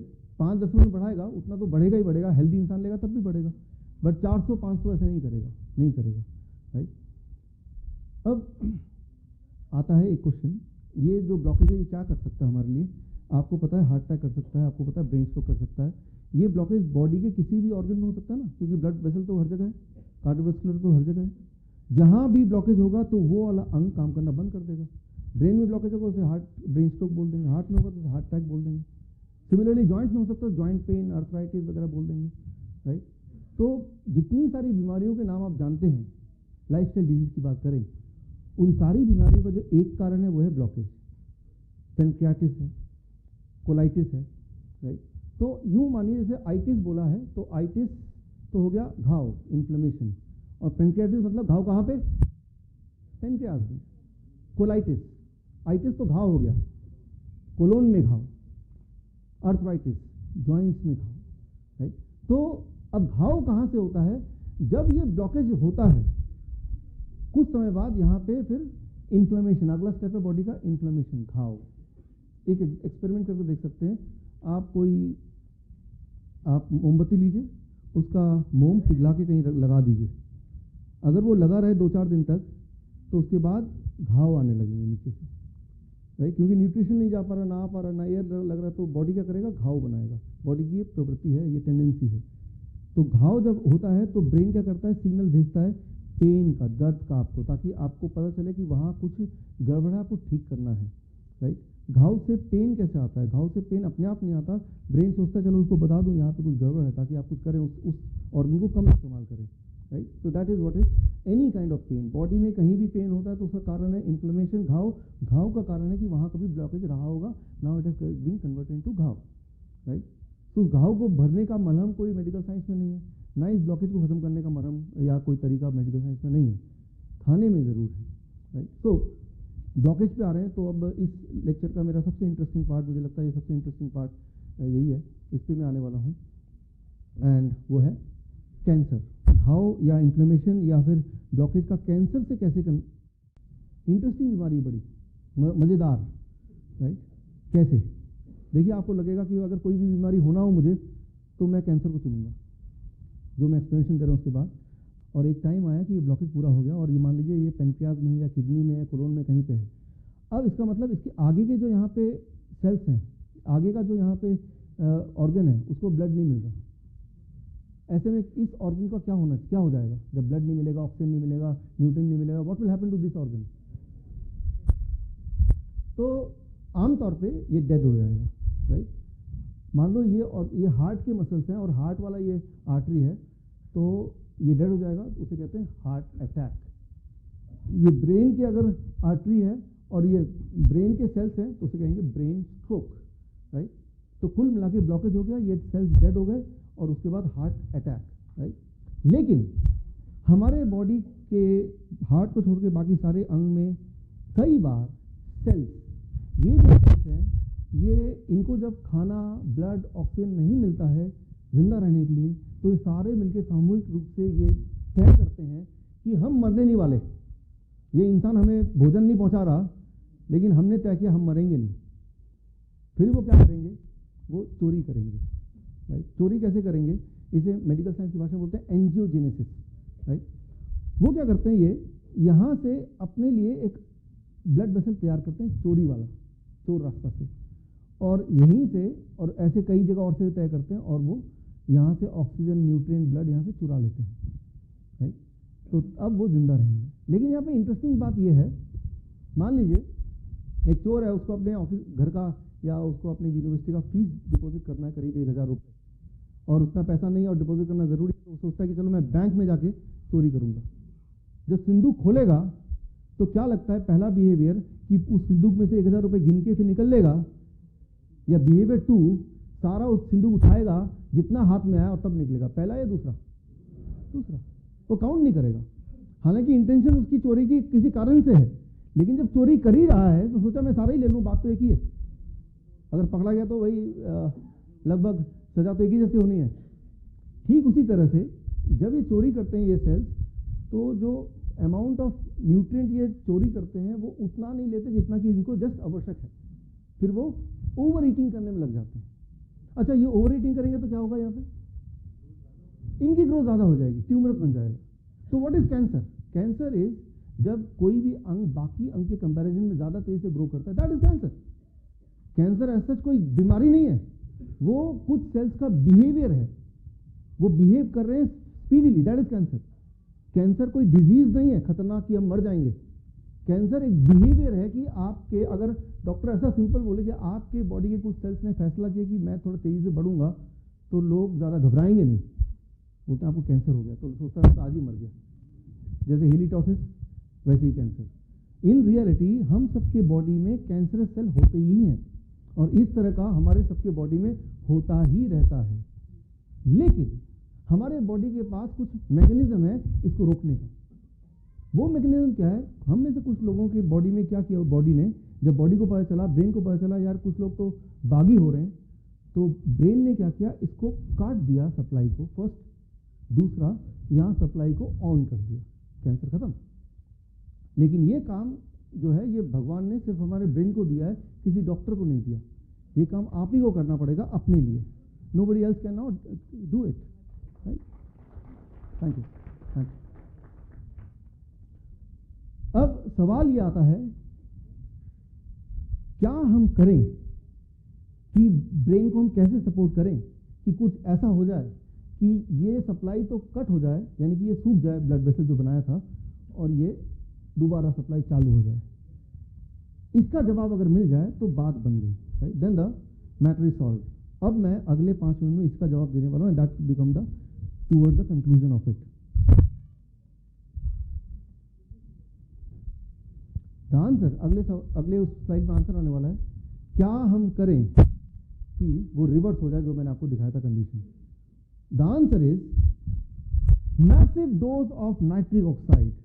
Nobel prize winning science 1998 के अनुसार अगर बॉडी में massive dose of nitric oxide बनना शुरू हो जाए तो वैसा हो सकता है।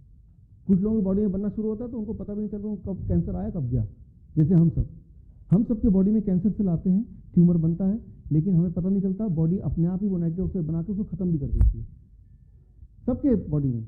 तो कैंसरस सेल होना या ट्यूमरस ग्रोथ होना कोई अजीब बात, एबनॉर्मल बात नहीं है, वो बॉडी का एक फंक्शन है, राइट?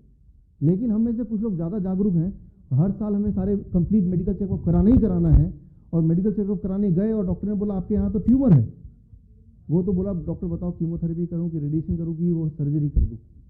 वो तो उसने क्या किया, बॉडी का जो मैकेनिज्म है उसको ठीक करने का, उसको बीच में ही इंटरप्ट कर दिया। और ऐसे में क्या होता है, दैट इज मोर इम्पॉर्टेंट, जब कोई ट्यूमरस सेल कहीं पे है, मान लो ट्यूमर है ऑलरेडी, इसको ध्यान सुनिएगा, इससे किसी की जान बच सकती है। अगले 2 मिनट में जो बोलने जा रहा हूँ, मान लो कोई आपके पास आता है कि डॉक्टर ने ट्यूमर डिटेक्ट किया है, क्योंकि यहाँ पेन हो रहा था, मैं डॉक्टर पास गया, डॉक्टर ने बोला अल्ट्रासाउंड कराओ, एक्सरे कराओ, कुछ भी, और उसमें ट्यूमर निकला, और फिर बोलेगा डॉक्टर बोलेंगे कि भाई बायोप्सी कराओ। याद रखिए बायोप्सी क्या होता है कि चलो डॉक्टर ये बोलेंगे कि मैं पता नहीं अंदर क्या सेल किस तरह का बिहेव कर रहा है, वो चोरी वाला सेल है या यूं ही है, खतरनाक है कि खतरनाक नहीं वाला है। तो कुछ सेल यहाँ से हम निकालेंगे, उसको माइक्रोस्कोप के अंदर डालेंगे, उस सेल को अलग से कल्चर करेंगे कुछ दिन तक, तो वो सेल कैसे बिहेव करते हैं इससे हमें पता चल जाएगा वो कैंसरस ग्रोथ वाला सेल था या नहीं था। एक इंपॉर्टेंट बात याद रखिए, बहुत इंपॉर्टेंट, जैसे ही आपने उस वहाँ से सेल निकालने के लिए बॉडी को काटा या सेल्स को छेड़ा, वो जो गुट था उस गुट में फैल जाएगा कि हम पे हमला हो गया है। अब वो गुट क्या करता है, जब हमला होता है गुट बोलता है फैल जाओ बॉडी में, अलग अलग ऑर्गन में फैल जाओ। तो वो जो कैंसर सेल है कुछ ब्लड वेसल के रास्ते लंग्स में पहुंच जाएगा, कुछ ब्रेन में पहुंच जाएगा, कुछ हार्ट में पहुंच जाएगा, राइट? हाँ, हार्ट में पहुंच जाएगा, लेकिन हार्ट में पहुंचने के बाद क्या नहीं होने वाला, हार्ट कैंसर नहीं होने वाला। वो क्यों, मैं उस पर आता हूँ, राइट? बॉडी के सारे अंगों में पहले ही पहुंच जाओ, that is what it will do. तो जैसे ही आप बायोप्सी कराएंगे तो वो बायोप्सी वाला पेशेंट इमीडिएटली ही will go to third stage cancer. Third stage cancer क्या होता है, जब बॉडी में स्प्रेड हो, that is called third stage cancer. तो थर्ड स्टेज कैंसर अपने आप में नहीं हुआ, that is because of the biopsy, right? तो बायोप्सी मतलब छेड़छाड़ करना। तो अगर सर्जरी करते हैं वो भी छेड़छाड़ करना ही है ना, उसका ही एक रूप है, राइट? तो सबसे ज़्यादा ज़रूरी है कि छेड़छाड़ ना करें ताकि वो फैले ना, और जब फैल जाएगा तो क्या करेगा, कहीं पे ज़्यादा फैलेगा, कहीं पे कम फैलेगा। जहाँ पे ज़्यादा फैलेगा वो वाले ऑर्गन में ज़्यादा तकलीफ होगी, तो सबसे पहले आपका डॉक्टर उस ऑर्गन को ज़्यादा डिटेक्ट करेगा, सोचेगा कि आपको तो ब्रेस्ट कैंसर है, where as the cancer is already there in lungs but in small size, right? इस तरह से। तो द फर्स्ट थिंग इज कि बायोप्सी कराना नहीं है कभी भी, इवन एक्सरे भी नहीं कराना। क्यों? क्योंकि एक्सरे से भी वो जो सेल्स हैं जो गुट में थे वो जाग जाते हैं, फिर भागना शुरू कर देते हैं, और ये मैं ऐसे कहानी बनाने के लिए बोल रहा हूँ, मेडिकली ये प्रूव्ड है, ये सब सारे डॉक्टर को पता है। आप किसी भी पूछेंगे ये मेडिकल लिटरेचर में ऑलरेडी है। एक्सरे कराएंगे, बायोप्सी कराएंगे, your chances of cancer increases by 3 to 4 times, already है, कोई नई बात नहीं है। लेकिन उसका मैकेनिज्म है, जस्ट मैं उसको समझाने की कोशिश कर रहा हूँ। हार्ट में कैंसर क्यों नहीं होता, ये इंपॉर्टेंट है। हार्ट में मान लो सप्लाई बंद हो गई ब्लड की, ब्लड वेसल में ब्लॉकेज आ गया, तो हार्ट के सेल्स को अब फूड नहीं मिल रहा, ऑक्सीजन नहीं मिल रहा। लेकिन क्योंकि हार्ट एक ऐसा ऑर्गन है जो हर पल काम करता है, रेस्ट नहीं मिलता।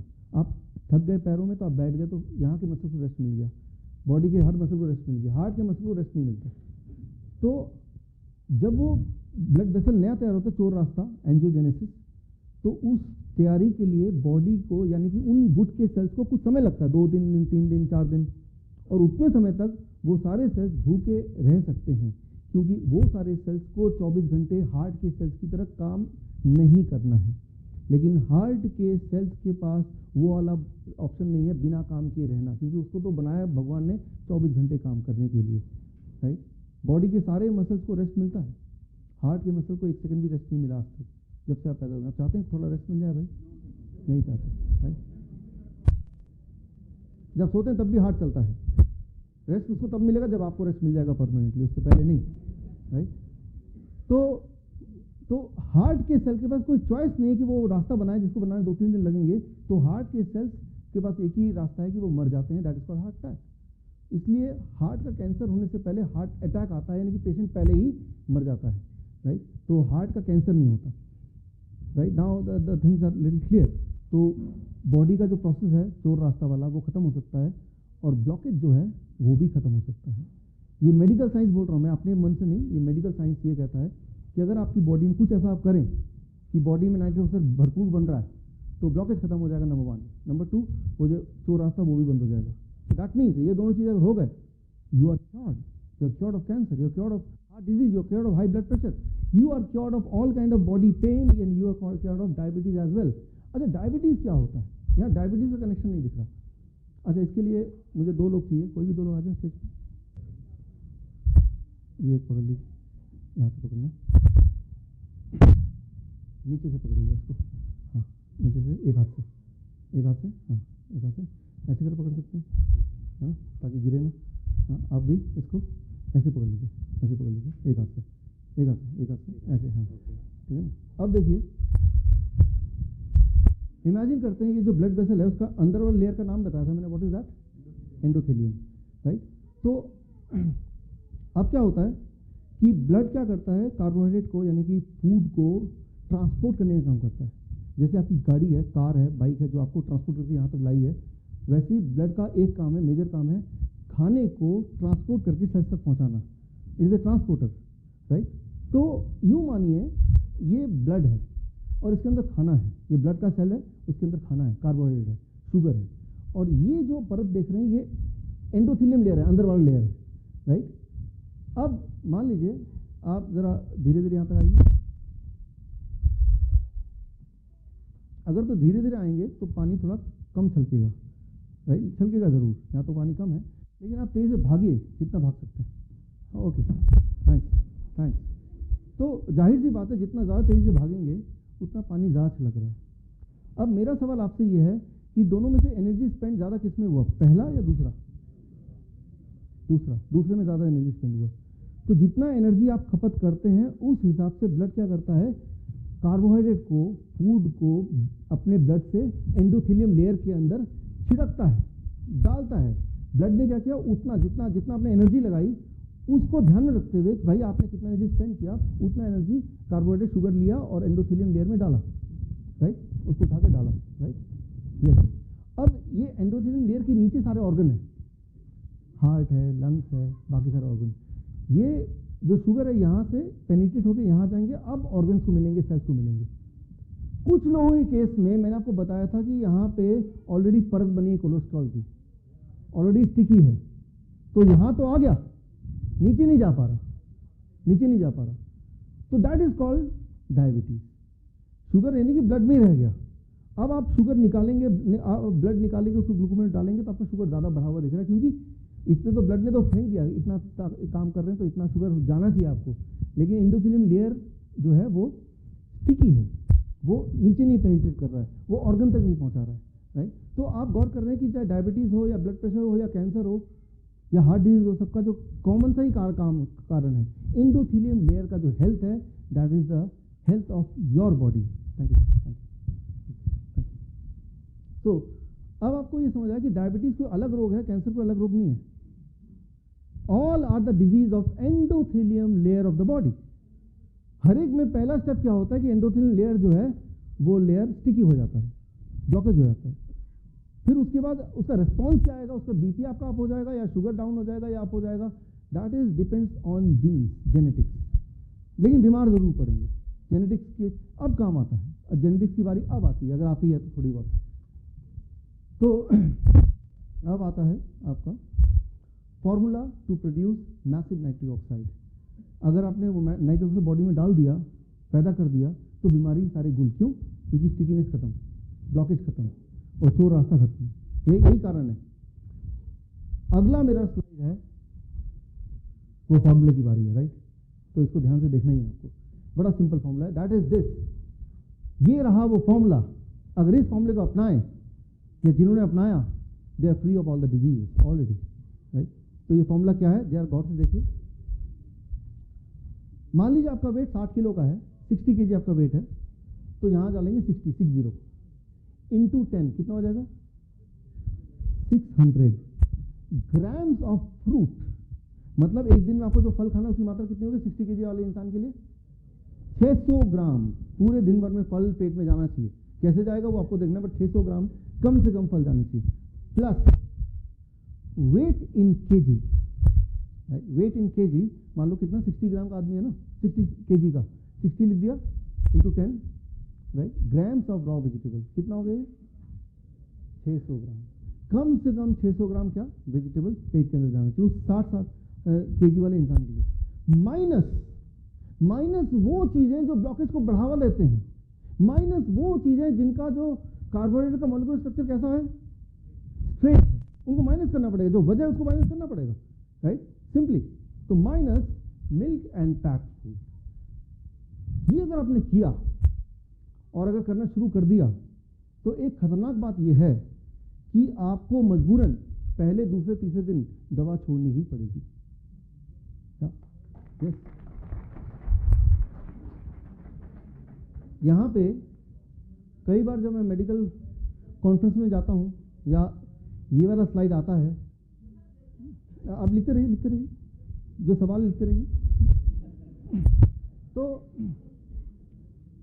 जब इवन जहाँ पे मैं बिलोंग करता हूँ, हरियाणा, जो दूध का देश माना जाता है, दूध का स्टेट माना जाता है, और वहाँ पे भी आयुर्वेदिक मेडिकल कॉलेज में जब मेरा लेक्चर होता है या जब हुआ है, तो यहाँ आते हुए जैसे यहाँ बोला, प्रिंसिपल ने बोला डॉक्टर साहब बस हो गया, बाकी हम बाद में देख लेंगे, इसके आगे आप कुछ मत बोलिए। जैसे ही देखा ये स्लाइड, अब तक तो सब ठीक चल रहा था। तो मैं ये बोलना चाह रहा हूँ, मैंने उनको भी ये बोला कुरुक्षेत्र में जब मेडिकल कॉलेज में लेक्चर हुआ, और आपको भी बोल रहा हूँ कि जो मैं बताने वाला हूँ उसके बाद आपको डिबेट जरूर करना है, लेकिन मेरी बात सुनने के बाद दूध कोई खाना नहीं है, फूड नहीं है। इंसान एक ऐसा जानवर है जो जीवन भर दूध पीता है, और इंसान ही एक ऐसा जानवर है जो दूसरे जानवर का दूध पीता है। कोई भी और जानवर किसी और जानवर का दूध नहीं पीता। शेर गाय को पकड़ के खा तो लेती, कभी देखा आपने शेर ने गाय को पकड़ा उसका दूध पी रहा? तो कई बार पेरेंट्स बोलते हैं दूध तो बड़ा न्यूट्रिशन होता है, उससे तो बच्चे बड़ी तेजी से बढ़ते हैं। बच्चे बड़ी तेजी से बढ़ते हैं, बात मानता हूँ, क्योंकि दूध के अंदर जो हार्मोन होते हैं, growth hormone, that is about 6 times more than the growth hormone of the human milk। इसीलिए 6 महीने के अंदर एक बछड़ा 90 kg का गाय बन जाता है, और इंसान को 90 kg का बनने के लिए तो पूरा जिंदगी लग जाती है। तो हमारी जो ग्रोथ की स्पीड है वो गाय से अलग है। लेकिन क्या हम अपने बच्चे को भैंस बनाना चाहते हैं? इंसान की ग्रोथ की स्पीड गॉड ने तय की, और हर चीज जो बहुत तेजी से ग्रो करता है वो अच्छा और जरूरी नहीं है। कैंसर बड़ी तेजी से ग्रो करता है, but that does not mean is good. और अगर आपको ग्रोथ इतना ही करने का शौक है तो हाथी का दूध पिला दीजिए बच्चे को, वो और ग्रो करेगा, राइट।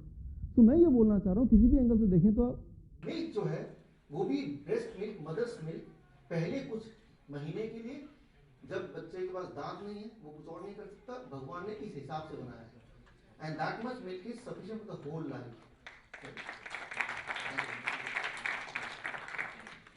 कई बार लोग बोलते हैं कि भाई दूध में तो कैल्शियम होता है और कैल्शियम तो बहुत अच्छा होता है, दूध में कैल्शियम होता है, बहुत ज़बरदस्त कैल्शियम होता है, लेकिन वो कैल्शियम का होना, राइट, और उस कैल्शियम का बॉडी का इस्तेमाल कर पाना आर टू डिफरेंट थिंग्स। जो सब्जियों में कैल्शियम होता है उसका स्ट्रक्चर और जो दूध का कैल्शियम होता है स्ट्रक्चर है टोटली डिफरेंट। दूध का कैल्शियम भगवान ने इस तरह से नहीं बनाया है, वो भी किसी और जानवर का, जो कि बॉडी उसको एक्सेप्ट कर ले आसानी से, राइट। जो जितने स्टोन, किडनी स्टोन होते हैं या वॉल्व में जो कैल्शियम डिपॉजिट हो जाता है, that is the milk calcium. उसका केमिकल स्ट्रक्चर निकाल के देखेंगे कैल्शियम कहाँ से आया, then you will come to know about it, right. तो लेकिन कई बार लोग मानते ही नहीं कि हड्डियाँ तो मजबूत होगी, हड्डियाँ तो कमज़ोर हो जाएंगी। आप देखिए दुनिया में कुछ देश ऐसे हैं, स्वीडन है, फिनलैंड है, डेनमार्क है, जहाँ पे पर कैपिटा दूध ज़्यादा बिकता है, ज़्यादा पीते हैं। और दुनिया में 3 देश ऐसे हैं जिनमें हड्डियों की बीमारी सबसे ज़्यादा है। वो कौन सा है? फिनलैंड है, स्वीडन है और डेनमार्क, वही वाले 3 देश। दुनिया में 2 देश ऐसे हैं जहाँ पे मैं अक्सर जाता रहता हूँ, जिसमें दूध बहुत कम बिकता है, पर कैपिटा लोगों की खपत बहुत कम है, वो है थाईलैंड और वियतनाम। और दुनिया में 2 देश ऐसे हैं जहाँ पे हड्डियों की बीमारी बहुत ही कम है, थाईलैंड और वियतनाम, राइट। सो लेकिन वियतनाम एक ऐसा देश है जहाँ पे एशिया की सबसे बड़ी मिल्क प्लांट है। एशिया की सबसे बड़ी मिल्क प्लांट, उसका नाम है TH मिल्क। पिछले साल TH मिल्क की ये मालकिन आप देख रहे हैं, ये मेरी फोटो आप देख रहे हैं, लास्ट ईयर की फोटो है। तो उन्होंने मुझे इनवाइट किया अपने TH प्लांट में वहाँ पे, और कारण था कि एशिया का सबसे बड़ा प्लांट है तो एशिया बुक का रिकॉर्ड उनको देना था। तो जो मेरा एक साइड बिजनेस है, मेरा एक और काम है। और तब इन्होंने मुझे बोला कि आप तो यहाँ आए हैं तो हमारा मिल्क प्लांट भी देख लीजिए ज़रा। मुझे बड़ा इंटरेस्ट आया, तब देखता हूँ। और तब देखा वहाँ 40,000 गायें थी वहाँ पे। लेकिन इंटरेस्टिंग बात ये, जो आपको पता है ऑलरेडी, कि गाय का दूध 40,000 निकालना तो इंसान नहीं निकालेगा, मशीन निकालेगी, तो आपको पता ही है। लेकिन मशीन को ऐसे डिज़ाइन किया गया, वो बाई चांस ऐसे डिज़ाइंड है कि मशीन जब लगता है स्तन में तो कुछ समय के बाद वो घाव होने लगता है, इन्फ्लेमेशन होने लगता है। और घाव जब होता है उसके बाद वो घाव होगा ही होगा, that is it is how it is designed, और हर एक गाय को होगी ही होगी। और जब घाव होता है तो दूध जो निकलता है वो दूध के साथ वो पस और थोड़ा ब्लड भी निकलता रहता है। ये स्टैंडर्ड प्रोसेस है कहीं भी, चाहे वो कितना भी सारा क्वालिटी चेक कर ले, लेकिन वो स्टैंडर्ड, वो मशीन का वो बना ही ऐसे अभी तक। सो WHO ने ये अलाउ किया है करेंटली कि आपके 1 लीटर दूध में 75 करोड़ पस सेल से अधिक नहीं होनी चाहिए, उससे कम अलाउड है। यानी कि जो दूध आप ले रहे हैं 1 लीटर, तो उसमें 75 करोड़ पस सेल तक हैं। अब जरा आज घर जाके जब दूध टेस्ट करेंगे तो मेरा एग्जाम्पल आपको याद जरूर आएगा, और आपको ये भी याद समझ आएगा कि ये इतना टेस्टी क्यों लग रहा है। वो राज भी आज खुल जाएगा। मतलब ये कि मैं पूरी तरह से डिस्करेज करना चाहता हूँ आपको कि आप दूध ना लें, राइट। जीवन भर लिया आपने, मेरे बोलने पे 1 हफ्ता ना लेके देखिए, आप डिफरेंस देखिए 1 हफ्ते बाद कैसा फील कर रहे हैं, राइट। बिल्कुल नहीं, दूध कोई फूड नहीं है जिसको पीना है। मैं ये नहीं बोल रहा दूध कोई पॉइजन है कि अभी मर जाएंगे, लेकिन मैं ये बोल रहा हूँ it is not a food, it is not a food, it should not be taken at all, it should not be taken at all. That is what I am saying here about now. तो एक तो मैंने आपको ये बताया दूध, और दूसरा पैक्ड फूड। कोई भी चीज़ जो डब्बे में हो, पैकिंग में हो, उसको पैकिंग में ही रहने दीजिए, खोलिएगा मत, खोलने की जरूरत ही नहीं है उसको। फॉर एग्जाम्पल जैसे जैम है, जैसे सॉस है, जैसे बिस्किट है, जैसे रस्क है, जैसे ब्रेड है, राइट, मैगी है, नूडल्स है, सारा कुछ, राइट। कोई बोलते मुझे बाबा रामदेव वाला ठीक होगा, वो पैक्ड है तो पैक्ड है, राइट। तो वो किसी का भी हो, वो नाम डालने से वो उसका प्योरिटी बढ़ जाएगी, ऐसा नहीं है, right. That is something very important. अब इसको कन्विंस करने के लिए मैं आपको छोटा सा उदाहरण देता हूँ। ये बात है नवंबर की, पिछले साल की, इसी साल की, अभी 2 महीने पहले नवंबर को गया है।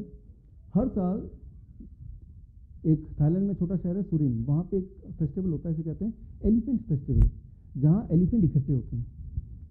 लार्जेस्ट नंबर ऑफ एलिफेंट की गैदरिंग होती है, और ये कुछ दिन चलता है फेस्टिवल। तो इस बार गेस्ट ऑफ ऑनर मुझे बनाया गया था। कारण एक ही था कि वहाँ पे भी अवार्ड देना था, largest elephant festival in Asia. और ये देखिए, ये मेरे, आप थाईलैंड की टीम आप देख रहे हैं, बीच में ये मेरी फोटो है, और मेरे साथ ये है हाथी का डॉक्टर पिटारा। तो मैंने उनसे पूछा, लेडी कॉल्ड डॉक्टर पिटारा, हाथी की डॉक्टर। तो मेरा तो इंटरेस्ट है ही हेल्थ लाइन में, तो मैंने पूछा हाथी को डायबिटीज़ होती होगी, क्योंकि मैंने देखा गन्ने ही खाए जा रहे हैं, उनको तो उसका फेवरेट फूड है। तो कहा नहीं, डायबिटीज़ नहीं होता।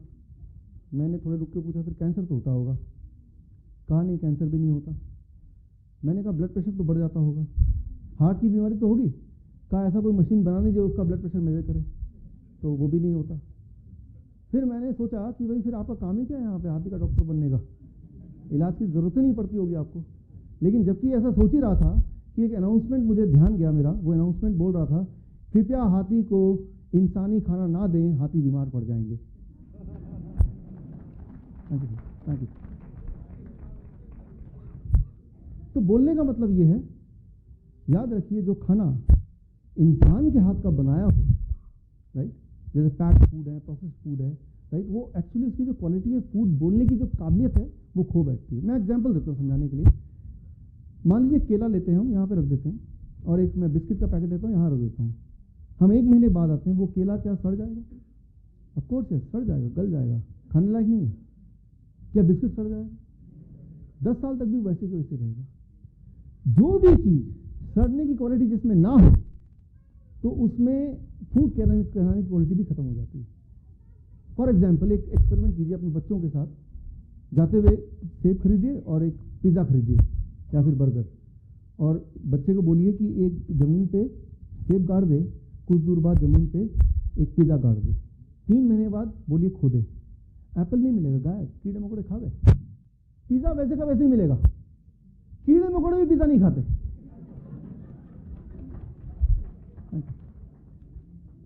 सिर्फ इंसान पिज़्ज़ा खाते हैं। जो खाना या जिसे हम खाना बोल रहे हैं, दुनिया के सारे जानवर, कीड़े मकोड़े ने भी रिजेक्ट कर दिया है, वो खाना कैसे हो सकता है? It cannot be called a food। एक बार एक सज्जन ने बोला मेरा डॉग तो पिज़्ज़ा खाता है। अब वो डॉग की मजबूरी है, वो सोचता है मेरा बॉस पिज़्ज़ा खा रहा है, मुझे तो खाना ही पड़ेगा ना। बोल फिर ये भी सच है कि उसको भी डायबिटीज है, कुत्ते को भी डायबिटीज है, दोनों एक साथ इलाज कराने जा रहे हैं अलग अलग जगह पे। तो अगर गिवन अ चांस कुत्ते खुला छोड़ दिया जाए तो वो पिज़्ज़ा नहीं खाएगा। मजबूरी में तो कोई कुछ खा रहा है तो उसको हम रूल नहीं बना सकते, रूल नहीं सोच सकते, राइट। सो अब आती है बात कि ये जो खाना है ये कैसे खाएं, right, that is one question which comes, right. कि मैंने आपको बताया 60 kg के आदमी के लिए कितना फ्रूट था वो? 600, और कितना वेजिटेबल था? यानी कि जैसे वो 1200 ग्राम वो लेगा और लेते ही उसका बॉडी नाइट्रिक ऑक्साइड प्रोड्यूस करेगा, ये मानते हुए कि उसने मिल्क एंड पैक्ड फूड को छोड़ दिया है, ऑयली फूड को छोड़ दिया, तब जाके ऐसा पहले दिन से होगा। और उम्मीद ये करें कि पहले दिन से आपका शुगर ड्रास्टिकली नॉर्मल होने लगा है। अगर उतना ही डोज आप शुगर का मेडिसिन का ले रहे हैं या इंसुलिन ले रहे हैं तो that is very very dangerous, hypoglycaemia आ जाएगा। उतना डोज अगर बीपी का दवा का ले रहे हैं तो वो लो बीपी आ जाएगा, that is quite dangerous, right. तो ये चीज़ों का आपको ध्यान रखना है। ध्यान रखने वाली बात यही है। तो ये डाइट का नुकसान ही है कि सारी दवाएं छोड़नी पड़ती हैं मजबूरी, जो 15 साल से चल रही है, 20 साल से चल रही है, लगता है एक दिन में कैसे छोड़ दें। डॉक्टर ने बोला एक दिन में छोड़ने कुछ खतरा हो जाए, खतरा नहीं है। मैं जानता हूँ, मैंने हज़ारों पेशेंट देखे हैं, कहीं खतरा नहीं है। मैं अपने पूरे एक्सपीरियंस से बोल सकता हूँ खतरा नहीं हो सकता। मैं आपको एक सबूत देता हूँ इसका। कॉल्डवेल एसेस्टाइन, आगे आपको बिल क्लिंटन का एग्जाम्पल दूंगा, जिनके कुछ डॉक्टर्स हैं जिन्होंने इसी डाइट से उनको ठीक किया। उनमें से एक डॉक्टर का नाम है कॉल्डवेल एसेस्टाइन। मैंने उनसे पूछा इस डाइट पे रहने के कितने दिन बाद बीपी गोली छोड़नी चाहिए। उन्होंने कहा कि ये डाइट पहली मील से, फर्स्ट मील से ये डाइट काम करती है, तो कितने दिन की जरूरत नहीं। पहला मील लिया तो अगली दवा नहीं लेना है, फर्स्ट मील लिया तो नेक्स्ट दवा नहीं लेनी। हाँ, डायग्नोसिस करना है, राइट, कि दवा वो मील काम कर रहा है कि नहीं। कहीं ऐसा तो नहीं कि 600 ग्राम का आप कम ले रहे हो या लग रहा है कि ज़्यादा ले रहे हैं। कई सारे फैक्टर और हैं जो आप उस वक्त नहीं देख पा रहे हैं, तो डायग्नोसिस वो करते रहना है। एक बात, एक दिक्कत आ रही थी हमें, योगेश जी यहाँ बैठे हैं, महेश जी बैठे हैं, आप में से काफ़ी लोग जो हमारे पेशेंट थे अब पेशेंट नहीं है, राइट, आपकी बीमारी चली गई। तो लोग अक्सर मुझसे पूछते थे कि ये बोर हो गए खा के। पांडे जी ने भी पूछा ये सवाल कि ये खा तो रहे हैं, आपके बोलने पे ठीक भी हो रहे हैं, लेकिन ये बोरिंग सा खाना है। कोई हाँ, एक तो ये जबड़े दुखने लगते हैं, दूसरा कोई चटपटा कुछ है नहीं, राइट, तो ये बोरिंग है। अगर 2-4 दिन करना हो, 1-आध महीना करना समझ आती, जीवन भर करना तो it is not possible, right. तो मैंने फिर इसके लिए कुछ समय पहले कॉल्डवेल एसेस्टाइन उनको पूछा, तो फिर आप कैसे करते हैं अपने पेशेंट के लिए। तो उन्होंने बताया कि हमने तो रेसिपी बनाई हुई है कि ये खाए तो टेस्टी भी लगे। लेकिन वो जो रेसिपी मैंने देखा उन्होंने दिया मुझे, तो दैट इज़ सम रेसिपी जो कि अमेरिकन टेस्ट के हिसाब से डिज़ाइन किया गया था।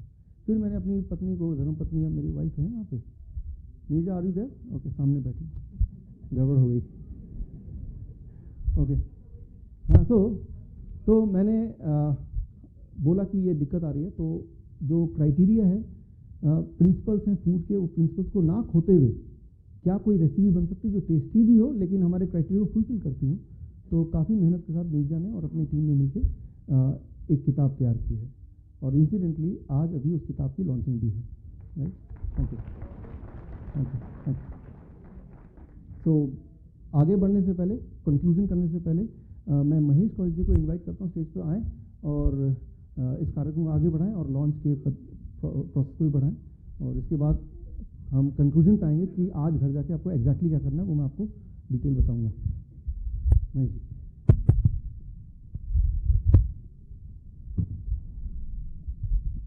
सभी डॉक्टर बंधुओं को मेरा नमस्कार। डॉक्टर बंधु नहीं आप अभी तो आप सबको डॉक्टर बनाया है। साथियों, जिसे डॉक्टर साहब ने पहले भी हमें इंट्रोड्यूस कराया आपसे, मित्तल जी ने भी बताया आपको, मैं भारतीय जीवन बीमा निगम में सर्विस करता हूँ, वहां पे सीनियर ब्रांच में। मेरा वजन 103 किलो था। मैं 2001 से ब्लड प्रेशर की दवाई ले रहा था। हमारी कंपनी ने प्रिवेंटिव हेल्थ चेकअप इंट्रोड्यूस किया, मुझे भी बड़ा शौक चढ़ा, मैं भी अपोलो में पहुंच गया। तो अपोलो में जब गया, उन्होंने मुझे डायग्नोज किया कि आपको शुगर है। तो मिसेस कहने लगी कि हो गया तुम्हारा तो काम। तो ऐसे ही मुझे एक फ्रेंड ने, आप जैसे सेमिनार में कुछ लाए गए हो, कुछ आए हो, ऐसे ही मुझे भी धक्का दिया सेमिनार। तो उस सेमिनार में जब मैं आया तो डॉक्टर साहब ने ऐसी कुछ और बातें बताई, आपको कुछ और बता रहे थे, तो मेरा भी इंटरेस्ट जगा कि यार मैं भी अगर बगैर दवाई छोड़ दूं और ठीक हो जाऊं तो मुझे भी करना चाहिए। मैंने बहुत सारे दिन सोचा, 2 दिन, 4 दिन, 6 दिन, फिर एक दिन मैंने हिम्मत करके और डॉक्टर साहब के पास पहुंच गया। वो तारीख थी 5 जून। 5 जून 2014 को जब मैं डॉक्टर साहब के पास पहुंचा, इन्होंने मुझे बताया ये फ्रूट्स खाने चाहिए, ये नाइट्रिक ऑक्साइड ऐसे पैदा करेंगे, ये खाना चाहिए। मैं कहा डॉक्टर साहब बस मुझे पागल बना रहे, कहीं खाने से अगर ठीक होता तो मैं पहले भी खाता था। मेरे खाने का स्टाइल ऐसा था कि मैं रात को जब तक नींद नहीं आती थी, जब तक दूध नहीं पी लेता।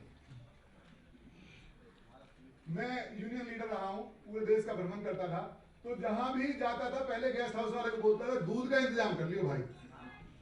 रात को नींद नहीं आई, वो बेचारा इधर उधर धक्के मार के दूध लाता था। और ब्रेकफास्ट जब मैं करता था तो कम से कम 1.5 किलो छाछ पीता था। आप तो लस्सी बोलते होंगे, तो मैं छाछ बोलता हूँ, तो छाछ ही है। मैं छाछ पीता था, तब मुझे ब्रेकफास्ट होता था। और डॉक्टर साहब ने कहा ये मिल्क प्रोडक्ट बंद करने, तो मैं तो घबरा गया। मैंने बहुत दिन सोचा और फाइनली एक दिन डिसीजन लिया, 1 जुलाई से मैंने ये डाइट शुरू कर दी। 4 जुलाई 2014 को मैंने दोनों दवाइयां जो लेता था वो सब बंद हो गई। मैंने कहा ऐसा ना हो डॉक्टर साहब ने बताया हो और ये कंट्रोल हो गई हो, ठीक नहीं हुई हो। तो मैंने इस डाइट को कंटिन्यू रखा, और कंटिन्यू रखते हुए जैसे टेस्ट डेवलप करने वाली बात हुई तो नीरजा जी उसमें हमारे उस पर आई रेस्क्यू पे, इन्होंने 2-4 रेसिपी बताई और हमने वो भी डाइट में शामिल कर ली। लेकिन उस दिन से मैंने आज तक, आप बिलीव करेंगे, एक गोली नहीं देखी कैसी होती है। दूध नहीं पिया, दूध की चाय नहीं पी, लस्सी नहीं पी, और पनीर नहीं खाया, और मेरा वजन सिर्फ 23 किलो कम हो गया। पहले 3 महीने में हो गया था ये वो। और मुझे घर वाले कहने लगे तुम तो जाओगे, इस तरह से कम होते जा रहे हो, तुम तो कमजोर हो जाओगे, किस दिन हमारे पास कोई चोर डकैत आ गया तो मार के भाग जाएगा। तो मैंने उन्हें बताया कि अब चिंता नहीं करो, अब मैं भाग सकता हूं। और मैं पहले जब 1 किलोमीटर भी नहीं चल पाता था, मैं 8-10 किलोमीटर की सैर घर वालों के साथ करता था, चलो आओ चलते। वो सब थक जाते थे, 2 चक्कर के बाद मैं घूमता रहता था। दूध छोड़ने से मेरी एनर्जी बढ़ी, इस डाइट पे आने से मेरी एनर्जी बढ़ी। जैसे जैसे मेरा वेट घटा, मेरा पेट घटा और मेरी जवान का टेस्ट घटा, मेरे अंदर ताकत आती है। घर वाले मुझे जीन्स खरीदवाते थे, मैं पहनता नहीं था, आज पर्पजली जीन्स पहन के आया हूं। जो मैंने कोट शादी में सिलवाए थे आज यूज हो रहे हैं। वो जो हमारा ड्रीम है, जो ड्रीम क्या है हमारा, कि ये सारा देश बीमारियों से ग्रस्त रहे, ये ड्रीम है ना हमारा। हमारा ड्रीम है कि इस देश से बीमारियों को भगा दें और जो इतना लंबा चौड़ा जाल है उससे अपने आप को बाहर निकाल लें। और वो तभी पॉसिबल है जब आप जैसे चेहरे, राम प्यारे जैसे जी महानुभाव हमारे साथ जुड़ेंगे और इस मुहिम को हमारे साथ बढ़ाएंगे तो निश्चित तौर से बीमारियां टिकेंगी। अब हमने इस काम को, मैंने कहा अब मैं तो ठीक हुआ। अब मैं ऑफिस में जब जाता था खाना खाने तो मेरे सारे ऑफिसर्स मेरे साथ बैठ के खाते थे। वो कहते थे सर क्या उल्टी सीधी चीजें खाते रहते हैं। मैंने एक सेमिनार सर से मैंने रिक्वेस्ट करी, सर एक LIC वालों के लिए भी सेमिनार कर दो। हमने सेमिनार कराया। अब वो मेरे साथ सारे यही डाइट खाते हैं। एक बात बताता हूँ भाइयों, हम 2 व्यक्ति उसी परिवार में रहते हैं, मैं और मेरी घरवाली। अभी एक दिन क्या हुआ कि मुझे 5-6 घंटे खड़ा होना पड़ा तो मेरा एक घुटना में स्वेलिंग आ गई। और स्वेलिंग जब आ गई तो मेरी घरवाली कहने लगी चलो डॉक्टर के पास चलते हैं, मेरे में भी, आप मुझे भी दिखा लो, आप भी देख लो। तो मैं कहा आपके घुटने को दिखाता हूँ डॉक्टर को, मैं नहीं दिखाऊंगा। तो उनके घुटने को दिखाया। डॉक्टर ने कहा कि इसमें तो ये तो डीजनरेशन शुरू हो गई, इसका तो रिप्लेसमेंट करना पड़ेगा, हो सकता है इसमें इंजेक्शन से इसका पानी बाहर खींचना पड़े। तो मिसेज ने जोर दिया, जब किसी तीसरे के सामने कहा कि जी आप भी तो दिखा लो अपना घुटना। मैंने दिखाया कि तो आपके साथ भी यही प्रॉब्लम शुरू है, कोई दिक्कत ही नहीं है, सेम है। मैंने कहा घर में रह रहे हैं तो सेम तो होगा ही भाई। और फिर मैं तो अपनी घरवाली से बाहर कैसे जा सकता हूँ, रोटी भी खानी है रोज। तो उन्होंने 1-2 दिन मेडिसिन ली, मैंने एक दिन भी मेडिसिन नहीं ली। मैं आपको बिलीव करके बताता हूँ कि विदिन 7 डेज मेरे दोस्त आशुतोष जी और योगेश जी मुझे टोकते थे, भाई ठीक हो ठीक हो। 7वें दिन मेरे घुटने पे कोई स्वेलिंग नहीं है, मैं आज भी फिट एंड फाइन हूँ। और मेरी मिसेज में आज भी उतना ही पानी भरा हुआ जिस दिन डॉक्टर ने भरवाया था। अब उसके बाद उसने मेरे साथ डाइट खाना शुरू किया है। धन्यवाद नीरजा भाभी जी का कि इन्होंने उसको सिखाया कि डाइट कैसे खानी है। तो दोस्तों इस डाइट का इतना प्रभाव है। अब मजे की बातें हैं, डॉक्टर साहब जैसे बताया कि पांडे जी कह रहे थे कि भाई इसको इंटरेस्टिंग कैसे बनाया जाए, तो लो आज इसको भी लॉन्च कर देते हैं। हमारे फरीदाबाद वाले तो तरस रहे हैं, नोएडा वाले तैयार हो जाएं। तो हम ये बुक लॉन्च करते हैं और उस बुक लॉन्च करने के लिए सर्वप्रथम मैं बुलाता हूँ श्री राम प्यारे पांडे जी को। वो हमारे चीफ गेस्ट हैं, स्टेज पर आए। सर इस किताब को लिखने के लिए जिन्होंने अथक प्रयत्न किया है और हमें भी जिनका सपोर्ट रहा, मैं इसके दोनों के लिखने वाले ऑथर्स को बुलाता हूं। मिसेस नीरजा राय चौधरी, प्रतीक्षा वत्स, ये दोनों ने मिलकर ये किताब का डिजाइन किया है। और जब आप किताब देखेंगे तो आपको लगेगा कि वास्तव में बहुत मेहनत की गई है।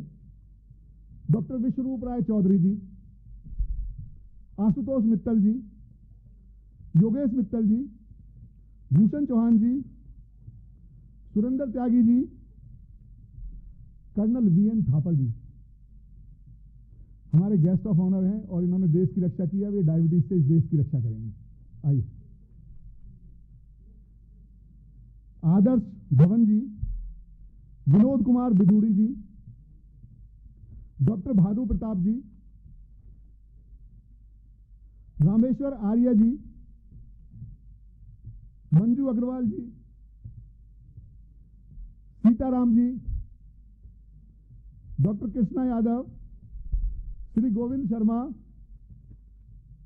अशोक कुमार पांडे लखनऊ से आए हैं, सिद्धार्थ अग्रवाल, धीरेन्द्र सिंह खत्री, DD शर्मा कुरुक्षेत्र से, डॉक्टर केशव, नरेंद्र जी और अभिषेक जी। अब रह गया कौन? मैं भी आ जाता हूं।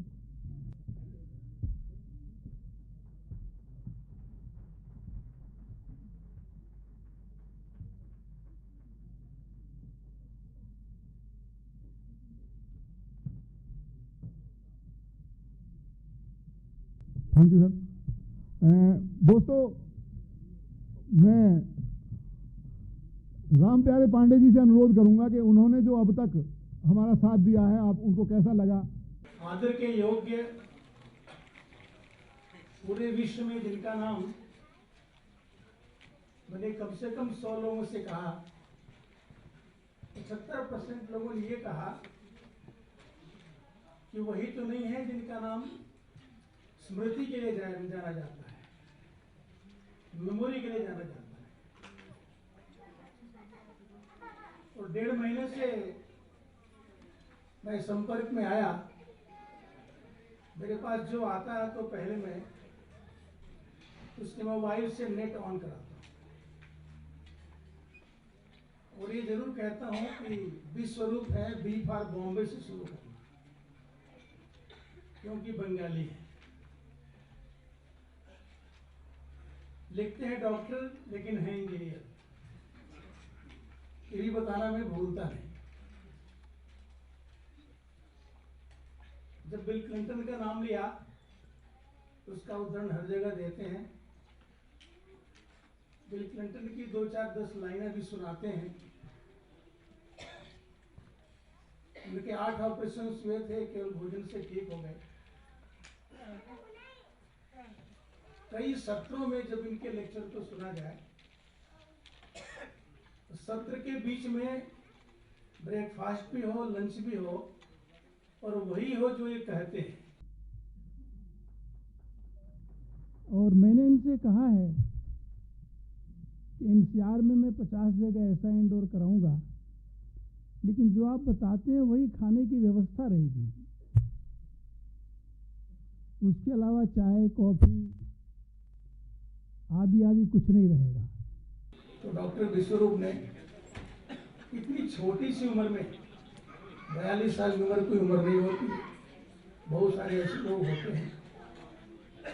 कितना दिन जिए इसका कोई मतलब नहीं, कैसे जिए इसका अर्थ होता है। तो डॉक्टर विश्वरूप अपने जीवन को इतना सार्थक बनाने वाले हैं।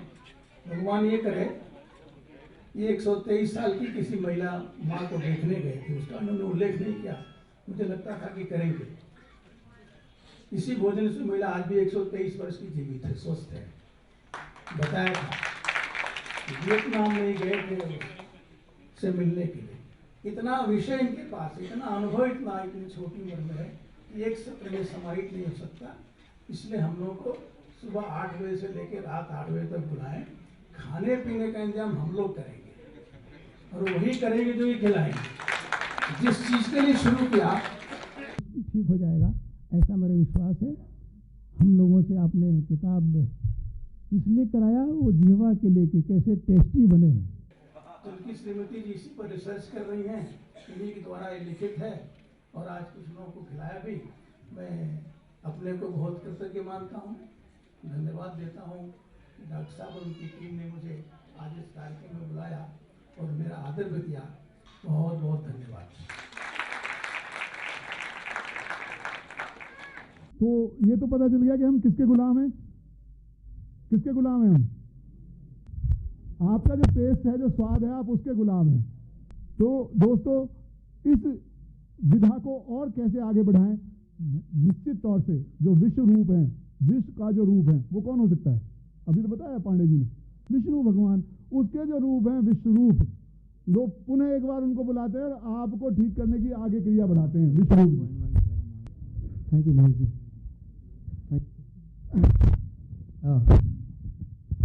हम कंक्लूजन की तरफ बढ़ रहे हैं और हाँ, सवाल उसके बाद होगा। और हमारे प्यारे पांडे जी ने जो आज बताया, ये मैं जीवन भर याद रखूँगा और इसके लिए मेरी मेमोरी टेक्निक की ज़रूरत भी नहीं पड़ेगी। यहाँ पे हम जिस मोड पे हैं, टू कंक्लूड, इसको आज घर जाके आपको क्या करना है, कैसे करना है, that is the most important thing. अभी घर जाएंगे तो what change you have to do exactly, वो आखिरी में मैंने रखा, क्योंकि आखिरी वाली चीज़ हमें ज़्यादा याद रहती है, बीच की चीज़ अक्सर हम भूल जाते हैं। So what we have to do exactly once we go back home today, right. तो मैं अभी सर आपने जो एग्जांपल दिया था, तो मैंने सोचा कि पहले वो वीडियो मैं ज़रूर दिखाऊँ। आप में से कई लोगों ने देखा भी होगा, लेकिन फिर भी देखिए, because I am going to relate with it, कि बिल क्लिंटन ने एग्जैक्टली कैसे किया था, आपको क्या करना है। आपको उनकी हिस्ट्री पता है कि 4 बाईपास सर्जरी हुए थे 2004 में, और 2005 में एक लंग सर्जरी हुआ, और 2010 में 2 एंजियोप्लास्टी हुआ, और तब तक उनका वेट काफ़ी ज़्यादा बढ़ गया। अगर 2010 का यूट्यूब वीडियो देखेंगे, एक तो मोटा पाएंगे उनको और थोड़ा बुद्धू भी पाएंगे, राइट, उनके स्पीच में, भाषण में लोग सोचने लगे ये तो बुद्धू हो गए, और कुछ लोगों को लगने लगा कि मोनिका लेविन्स्की के उस केस के बाद शायद ऐसा हो गया। बट होता क्या है कि जो ये सर्जरी है, ये जब भी होता है एंजियोप्लास्टी या एंजियोग्राफी, जो सिर्फ डायग्नोस्टिक प्रोसेस है, या बाईपास, उस सर्जरी के दौरान हमारे ब्रेन के कुछ सेल्स 40% सेल्स मर जाते हैं, और जब 40% सेल कम काम करेंगे ब्रेन के, तो हम बुद्धू दिखेंगे, हमारे जवाब इंटेलिजेंट नहीं होंगे। तो वो हमारी गलती नहीं है या उस पेशेंट की गलती नहीं है, that is the normal process. कोई भी अगर बाईपास एंजियोप्लास्टी के पेशेंट को इमीडिएट मिलेंगे आप, तो आपको लगेगा ये बहक गए हैं, थोड़ा सा एबनॉर्मल बिहेव कर रहे हैं, जो कि थोड़े समय में, कुछ महीनों में धीरे धीरे वो रिवाइव करता है। ब्रेन के सेल्स दोबारा नए जनरेट होते हैं। कुछ सेल्स ऐसे होते हैं जो जनरेट नहीं हो सकते, बट काफ़ी सारे सेल्स जनरेट हो सकते हैं। सो 2010 में जब डॉक्टरों ने जवाब दे दिया कि अब हम और कुछ नहीं कर सकते, खूब सारे सर्जरी हो चुकी है आपसे, तब इनको डाइट के बारे में पता चला टी कोलिन कैम्बल से, और उन्होंने सोचा कोई और चारा भी नहीं है तो इसको करके देखता हूँ मैं। और जैसे ही उन्होंने किया, कुछ समय के अंदर अंदर उनके अंदर चेंजेस आए, and he was cured the disease and he was cured the free from the medicine as well. और जब पूरे दुनिया में भ्रमण करने लगे वो, तब वर्ल्ड मीडिया ने देखा अभी तो बीमार थे और अभी इतने हेल्दी दिख रहे हैं और इतने स्मार्ट दिख रहे हैं, तब इलेक्ट्रॉनिक मीडिया ने क्वेश्चन पूछा आपके नए हेल्थ का जवाब का रीज़न का वो सीक्रेट क्या है। उन्होंने जो राज खोला वो एक बार फिर देखिए, जिन्होंने देखा भी है क्या राज खोला। फिर मैं आपको एक नई चीज़ दिखाता हूँ। But I did it for a different reason. But, I mean, I wanted to lose weight, but I didn't dream this would happen. I did it because after I had this stent put in, I realized that even though it happens quite often that after you have bypasses, you lose the veins because they're thinner and weaker than arteries. The truth is that it clogged up, which means that the cholesterol was still causing buildup in my vein that was part of my bypass. And thank God I could take the stents. I don't want it to happen again. So I did all this research, and I saw that 82% of the people since 1986 who have gone on a plant-based, no dairy, no meat of any kind, no chicken, turkey. I eat very little fish. Once in a while I'll have a little fish, not often. If you can do it, 82% of the people who've done that have begun to heal themselves. Their arterial blockage cleans up. The calcium deposit around their heart breaks up. This movement has been led by a doctor named Caldwell Esselstyn at the Cleveland Clinic, Dean Ornish in Genoa in California, the doctors Campbell, father and son, who wrote the China study, and a handful of others. But we now have 25 years of evidence. And so I thought, well, since I need to lose a little weight for Chelsea's wedding, I'll become part of this experiment. I'll see if I can be one of those that can have a self-clearing mechanism. We'll see. I hope you're healthy from that. यहाँ पे आपने देखा bill Clinton ने कुछ डॉक्टरों का जिक्र किया, टी कोलिन कैम्बल, कॉल्बेल एसेस्टीन, डीन ऑनिस। तो जिन जिन डॉक्टरों का रेफरेंस रहा, जिन जिन डॉक्टरों का इन्फ्लुएंस रहा, उन सारे डॉक्टर से मैंने कांटेक्ट किया बारी बारी से, मेल के थ्रू और जो भी तरीके होते हैं। और डीन ऑनिस के अलावा को छोड़ के बाकी सारे डॉक्टरों ने रिस्पॉन्स दिया और मुझे समय दिया समझने के लिए। उनमें से एक डॉक्टर का नाम लूँगा जिनका नाम है जॉन मैकडॉगल। तो उनसे मैंने सवाल पूछा कि जब वो ठीक हुए तो वो एग्जैक्टली कैसे ठीक हुए, क्या क्या खाना उन्होंने खाया, किस प्रकार हुआ, सिंस उन्होंने बड़ा क्लोजली इसको मॉनिटर किया था।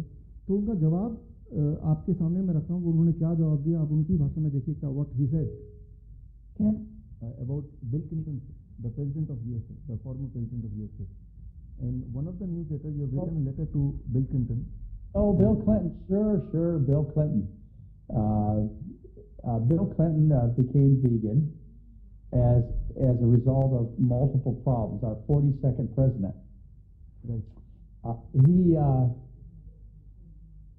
And by the way, I'm waiting to meet with your Prime Minister Modi anytime. Anyway, Bill Clinton, he got into trouble with heart surgery in 2004. He had bypass surgery. In 2010, they put some stents in him.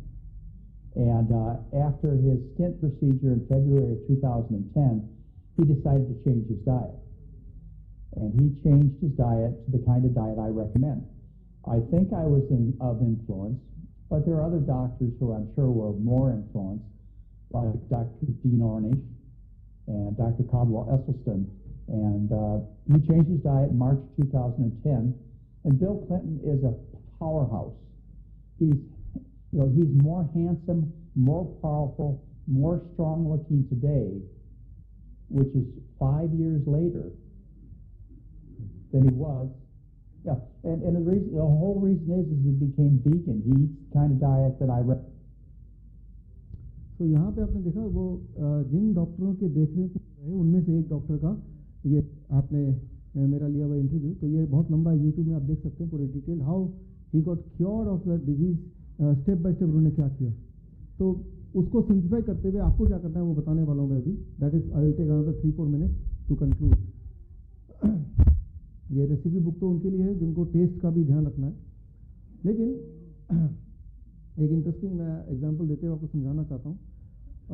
ये photo आप देख रहे हैं 1 दिसंबर से लेके 5 दिसंबर तक, अभी पिछले महीने की बात है, मैंगलोर यूनिवर्सिटी ने Indian social science congress organize किया, और वहाँ इंडियन सोशल साइंस कांग्रेस के जो चेयरमैन हैं वो है डॉक्टर BM हेगडे। आप में से कुछ लोग ने नाम सुना है इनका। BM हेगडे जो पद्म भूषण अवॉर्डी हैं और इंडिया के टॉप मोस्ट कार्डियोलॉजिस्ट हैं, और फॉर्मर वाइस चांसलर हैं मणिपाल यूनिवर्सिटी के, और इंडिया वर्ल्ड के टॉप जो मेडिकल कॉलेजेस हैं और मेडिकल यूनिवर्सिटी वहाँ पे विजिटिंग प्रोफेसर हैं, हार्वर्ड यूनिवर्सिटी इंक्लूडेड, राइट, और कई किताबों के लेखक हैं। इनका एक मेल आया इनके ऑफिस से कि आप बोलते हैं डायबिटीज़ 3 दिन में ठीक होती है, इसको बोलना बंद कर दें, आप बोलिए डायबिटीज़ 15 दिन में ठीक होती है तो हम मान सकते हैं, बट नॉट 3 डेज। तो मैंने जवाब दिया कि नहीं, मेरे यहाँ तो 3 दिन में होता है। तो एक चैलेंज इन्होंने पेश किया कि आप आओ, हमारा सोशल साइंस कांग्रेस हो रहा है और मैं आपको पेशेंट देता हूँ, उनको 3 दिन में आप वहीं रहो, यूनिवर्सिटी में करके दिखाओ। तो यूनिवर्सिटी के इकोनॉमिक्स डिपार्टमेंट के प्रोफेसर, उनका नाम है प्रोफेसर सोमशेखर, और जिनको 36 यूनिट टोटल इंसुलिन चलता था और साथ में दवाइयाँ, और पिछले 15 साल से डायबिटीज़ था, कोई और बीमारी नहीं थी। उन्होंने कहा ये रहा पेशेंट और आपके पास 3 दिन है, यूनिवर्सिटी में बंदोबस्त कर दिया गया, आप इनको ठीक करें। और उन्होंने एक पैनल बनाया, उस पैनल में आप देख रहे हैं CK राजू, जो कि पहला सुपर कंप्यूटर इंडिया का जिन्होंने बनाया था, गूगल करेंगे तो वो ये नाम मिलेगा, CK राजू। और आप देख रहे हैं प्रोफेसर आनंद कुमार, आप में से कुछ लोग जानते होंगे, बहुत फेमस प्रोफेसर है, JNU के प्रोफेसर है, और जो आम आदमी पार्टी के जिन्होंने टिकट से इलेक्शन भी लड़ा था। और सिमिलरली एक और इकोनॉमिस्ट है यहाँ पे, अशोक जैन। अलग अलग साइंस के लोगों को पैनल में डाला, और कुछ 200 डॉक्टर्स जो ऑडियंस में थे, और 3 दिन का समय था, और 3 दिन का नतीजा ये निकला दैट विद इन 3 डेज उनकी 36 यूनिट 0 यूनिट पे आ गई। और तब से लेके आज तक, परसों मेरी उनसे बात हुई, उनका फ़ोन आया था, और फ़ोन में भी सवाल ये था कि डॉक्टर मेरी इंसुलिन तो तब से बंद है, शुगर भी नॉर्मल है, और दवाइयाँ नहीं ले रहा हूँ मैं, बस ये है कि वो थोड़ा सा बोरिंग सा लग रहा है अब। तो थैंक यू। मैंने उनको बोला अगर ये सवाल एक हफ्ता पहले बोलते तो मेरे पास कोई जवाब नहीं था, लेकिन आज मेरे पास जवाब है। तो मैंने कल की डेट में, यानी कि कल सैटरडे को उनको किताब ये कर दिया कि अब इससे पहले कि वो बोर हो जाए और फिर पुरानी डाइट पे चले जाएं, वो खतरा है। तो मैंने वो, ऐसा नहीं कि पुरानी डाइट पे चले जाएंगे दोबारा शुगर हो जाएगा, ऐसा नहीं है, बट ये कि that is the best diet, right. तो मैं ये बोलना चाह रहा हूँ कि जब ये आप करेंगे आज घर जाके, तो क्या आप उम्मीद कर सकते हैं, अगर डायबिटीज़ पेशेंट है, इंसुलिन कितना भी ले रहे हो, अगर सिर्फ आप डायबिटीज़ पेशेंट है, अगर आप BP की गोली नहीं ले रहे, कोलेस्ट्रॉल की गोली नहीं ले रहे, तो आपके बॉडी में डैमेज ज़्यादा नहीं हुआ। मैंने आपको बताया था BP की गोली डैमेज करता है बॉडी को। तो अगर आप सिर्फ डायबिटीज़ की गोली ले रहे हैं प्लस इंसुलिन कितना मर्जी ले रहे हो, तो ये सर्टिफिकेट है जो मैंगलोर यूनिवर्सिटी ने मुझे दिया on the basis of the trial. तो डायबिटीज़ की गोली से फ्री होने के लिए जो एक्चुअल टाइम लगता है that is about 3 days if you are only diabetic patient, right. और इसी डाइट पे अगर आप रहेंगे थोड़ा और लंबे समय तक, तो 1 हफ्ते के अंदर क्या क्या गोलियाँ आपकी खत्म हो जाएंगी। That is high blood pressure, high cholesterol, intestinal disorder, यानी कि पेट से जुड़ी हुई जितनी बीमारियाँ हैं, एंड थायराइड डिजीज़, ये सारी गोलियाँ बंद करनी पड़ेंगी, otherwise it will be dangerous. 1 महीना लगेगा। अर्थराइटिस यानी जॉइंट पेन से जुड़ा हुआ, या किडनी डिसफंक्शन है, या ओबेसिटी है, ओबेसिटी में you can expect 10% loss of weight. जो मोटे लोग हैं, मान लो कोई 100 kg का है, 1 महीने में वो 90 kg, फिर अगले महीने में 9 kg और कम, और जब वो नॉर्मल में आ जाएगा तब वहीं पे स्थिर हो जाएगा। Liver disorder, heart disease, blockage वगैरह के लिए 6 महीना लगता है, मेरा एक्सपीरियंस अस्थमा के पेशेंट्स को लग जाता है टाइम ज़्यादा, सबसे ज़्यादा 9 महीने लगता है स्किन डिसऑर्डर के पेशेंट को, या एडवांस स्टेज कैंसर 4th या 3rd स्टेज वालों को 9 महीने लग जाता है on the same food. Right. तो ये इस तरह से प्रोग्रेस होता है डिजीज़ के ठीक होने का सिलसिला। तो हमें डायग्नोज करना पड़ता है बार बार कि भाई ब्लड प्रेशर अगर कम हो रहा है तो गोलियां कम करनी है, ब्लड शुगर कम हो रहा है तो दवाइयाँ छोड़नी है, थायराइड की दवाइयाँ छोड़नी है 1 हफ्ते के अंदर, कोलेस्ट्रॉल की दवाइयाँ तो छोड़नी है 1 हफ्ते के अंदर, इंटेस्टाइनल दवाइयाँ तो उसी दिन छोड़नी है। पेट के हिसाब से अगर कोई भी दवा ले रहे हैं तो you have to stop it immediately on the same day जिस दिन से आप ये डाइट शुरू करेंगे। So these are some of the things जो कि मैंने इसको इंक्लूड किया है। तो ये हमें कंक्लूड करना है। मुझे ऐसा लगता है कि 1947 तक देश अंग्रेज़ों का गुलाम था, आज भी हम गुलाम हैं, लेकिन आज हम अंग्रेजी दवा का गुलाम हैं। इस गुलामी से हमें बाहर निकालना है, राइट। तो और इसको करने के लिए किसी की परमिशन लेने की जरूरत नहीं, can do it on yourself, because इसके लिए कोई गवर्नमेंट कोई ग्रांट करेगा तब, बिकॉज ये आपको ही करना है, अपने लिए ही करना है। तो ये सबसे आसान है और इसका रिस्पॉन्स आपको पहले, दूसरे, तीसरे दिन से नजर आएगा। अब we are coming towards the conclusion. जब यहाँ से बाहर जाएंगे, यहाँ बाहर तो फीडबैक फॉर्म को भरना है, उसको सबमिट करना है। जिनके सवाल हैं राइट उनको क्या करना है बता रहा हूँ, लेकिन जब बाहर जाएंगे तो फीडबैक फॉर्म सबमिट करेंगे तो आपको ये कार्ड मिलेगा, और ये कार्ड के हिसाब से जो मैंने आपको ऑलरेडी एक्सप्लेन किया था। और उसके अलावा आपका हुंजा टी का आपका प्रबंध किया गया है। हुंजा टी यानी कि कल से आपको चाय छोड़ना है, लेकिन चाय छोड़ेंगे तो क्रेविंग होगी, चाय पीने की इच्छा होगी, तो उसको रिप्लेस करना है विद हुंजा टी। तो Hunza tea is one of the recipes book का, राइट। तो उसका प्रबंध किया है। तो हुंजा टी आपको पी के जाना, प्लस हुंजा टी घर पे कैसे बनाएं उसकी रेसिपी के कार्ड हैं, वो जहाँ पे आपको हुंजा टी सर्व हो रहे होंगे वहाँ पे रेसिपी का कार्ड भी आपको मिलेंगे। वो कार्ड से आपको उसको घर पे जाके बड़ा आराम से बना सकते हैं। उसके लिए आपको किसी चाय पत्ती की या चीनी की या दूध या किसी और चीज़ की खरीदने की आवश्यकता नहीं है। बहुत सारी चीज़ें से बनता है जो घर पे ऑलरेडी होता है, राइट। तो हुंजा टी आप पिएंगे, इसमें 5-10 मिनट आपको लगेंगे। और उसके अलावा जिनके पास सवाल हैं, राइट, 5-10 मिनट बाद, राइट, आप लोग वो लोग जो उनके सवाल हैं दे कैन कम बैक।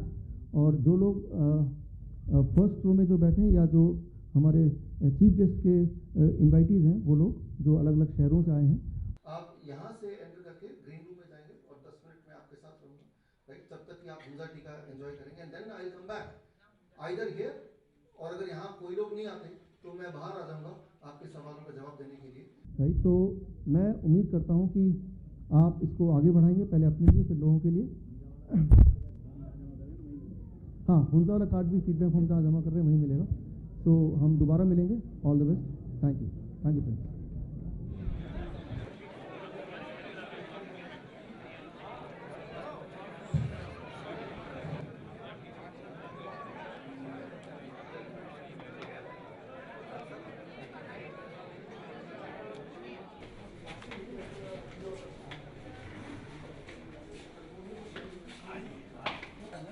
आप मना करती हैं इसको? नहीं, ये दूध का नहीं है ना, दूध का नहीं है, नारियल का है। कहाँ है, किस जगह है, बता दिया। चलो